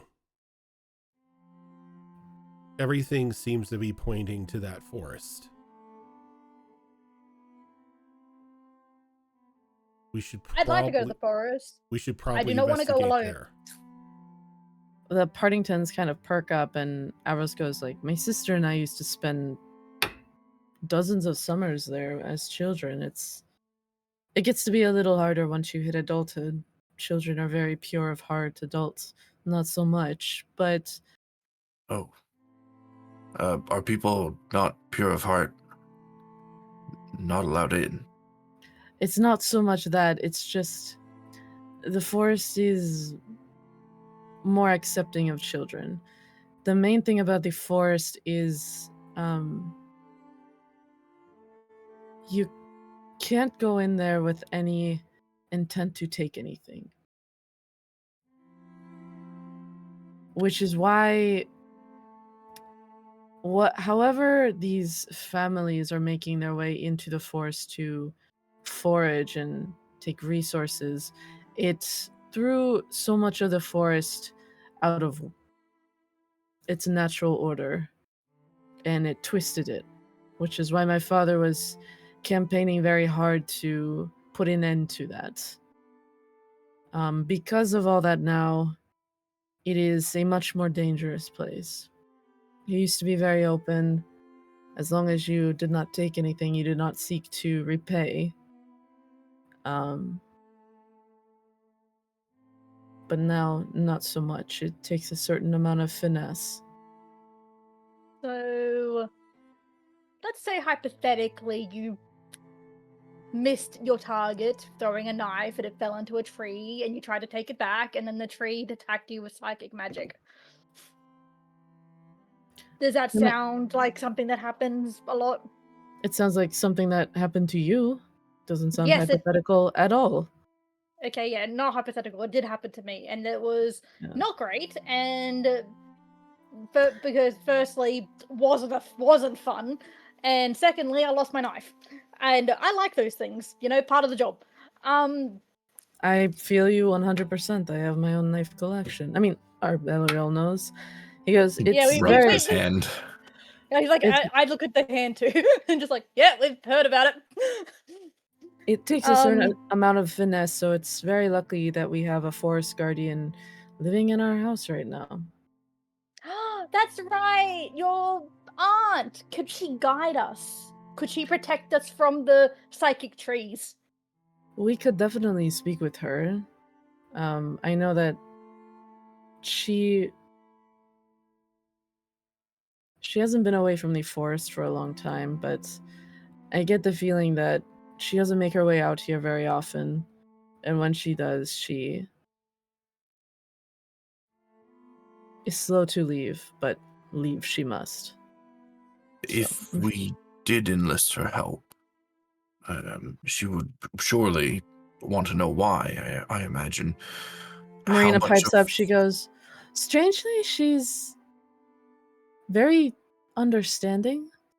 She doesn't ask a lot of questions. I don't know whether it's from a lack of curiosity, which I myself cannot fathom, or she just doesn't really care. But, I mean, prepare for maybe a couple questions. How much Oh, of that's this... fine. I've got plenty of questions for her too. How much of this information do you think we can trust her with, if she does ask questions?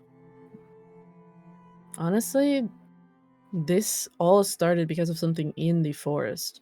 She takes care of the forest. She'll probably want to know. She might already know.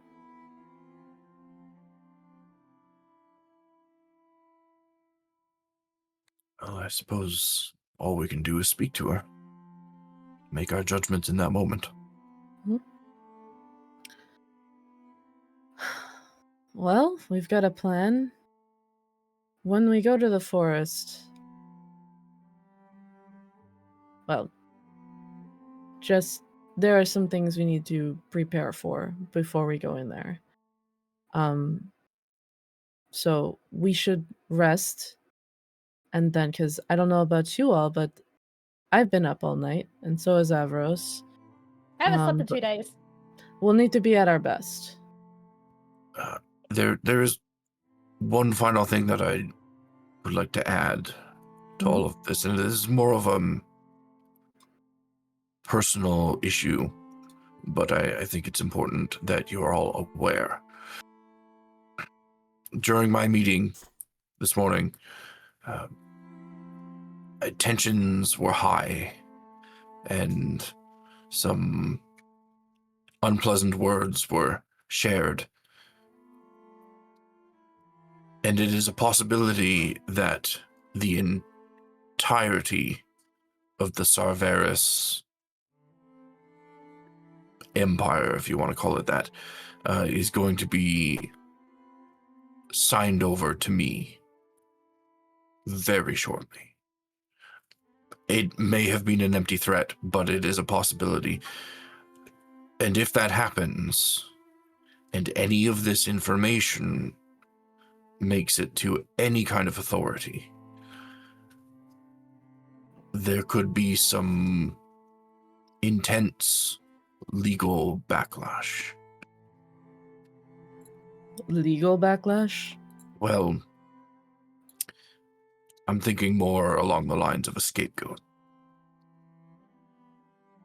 Wait, your family are trying to put it on you for their bullshit. Not necessarily, but if everything is in my name, then I am responsible for everything. So do we maybe do a preemptive strike? Turn that book over to Not the wings. what I was thinking of, no. I would like to clean the slate before any legal authority gets involved. That's what I would like to do. But I just wanted it known that the hammer could fall at any moment. Well, you won't be alone for that. So there's nothing to worry about. What do we do? We have your back for that. I mean, it's very clear. Documents can be pulled up, shown that it was signed over to you, long after you had any awareness of any of this sort of goings on. It would be very flimsy to hold up in court. But we will be careful. Thank you. And I think with that, unless Maddie, you had something to say. Oh,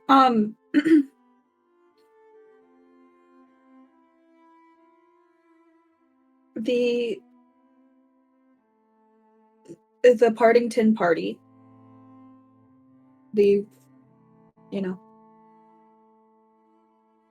Is the guest list everyone that was in that book?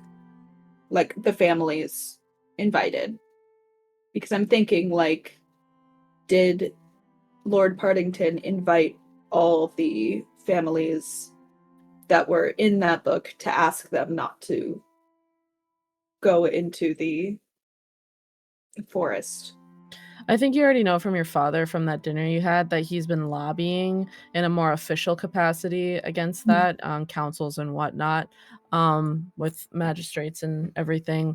So it's not so much that he invited these people to appeal to them, but he invited them because they're all very high up. It's just the thing that you do. You invite all of the very powerful families to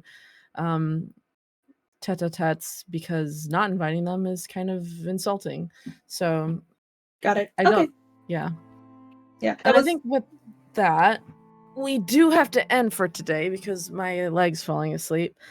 Oh no. But a lot of good lore today. I'm glad. And we got a clear goal for the next one. We're getting ready to head into the forest.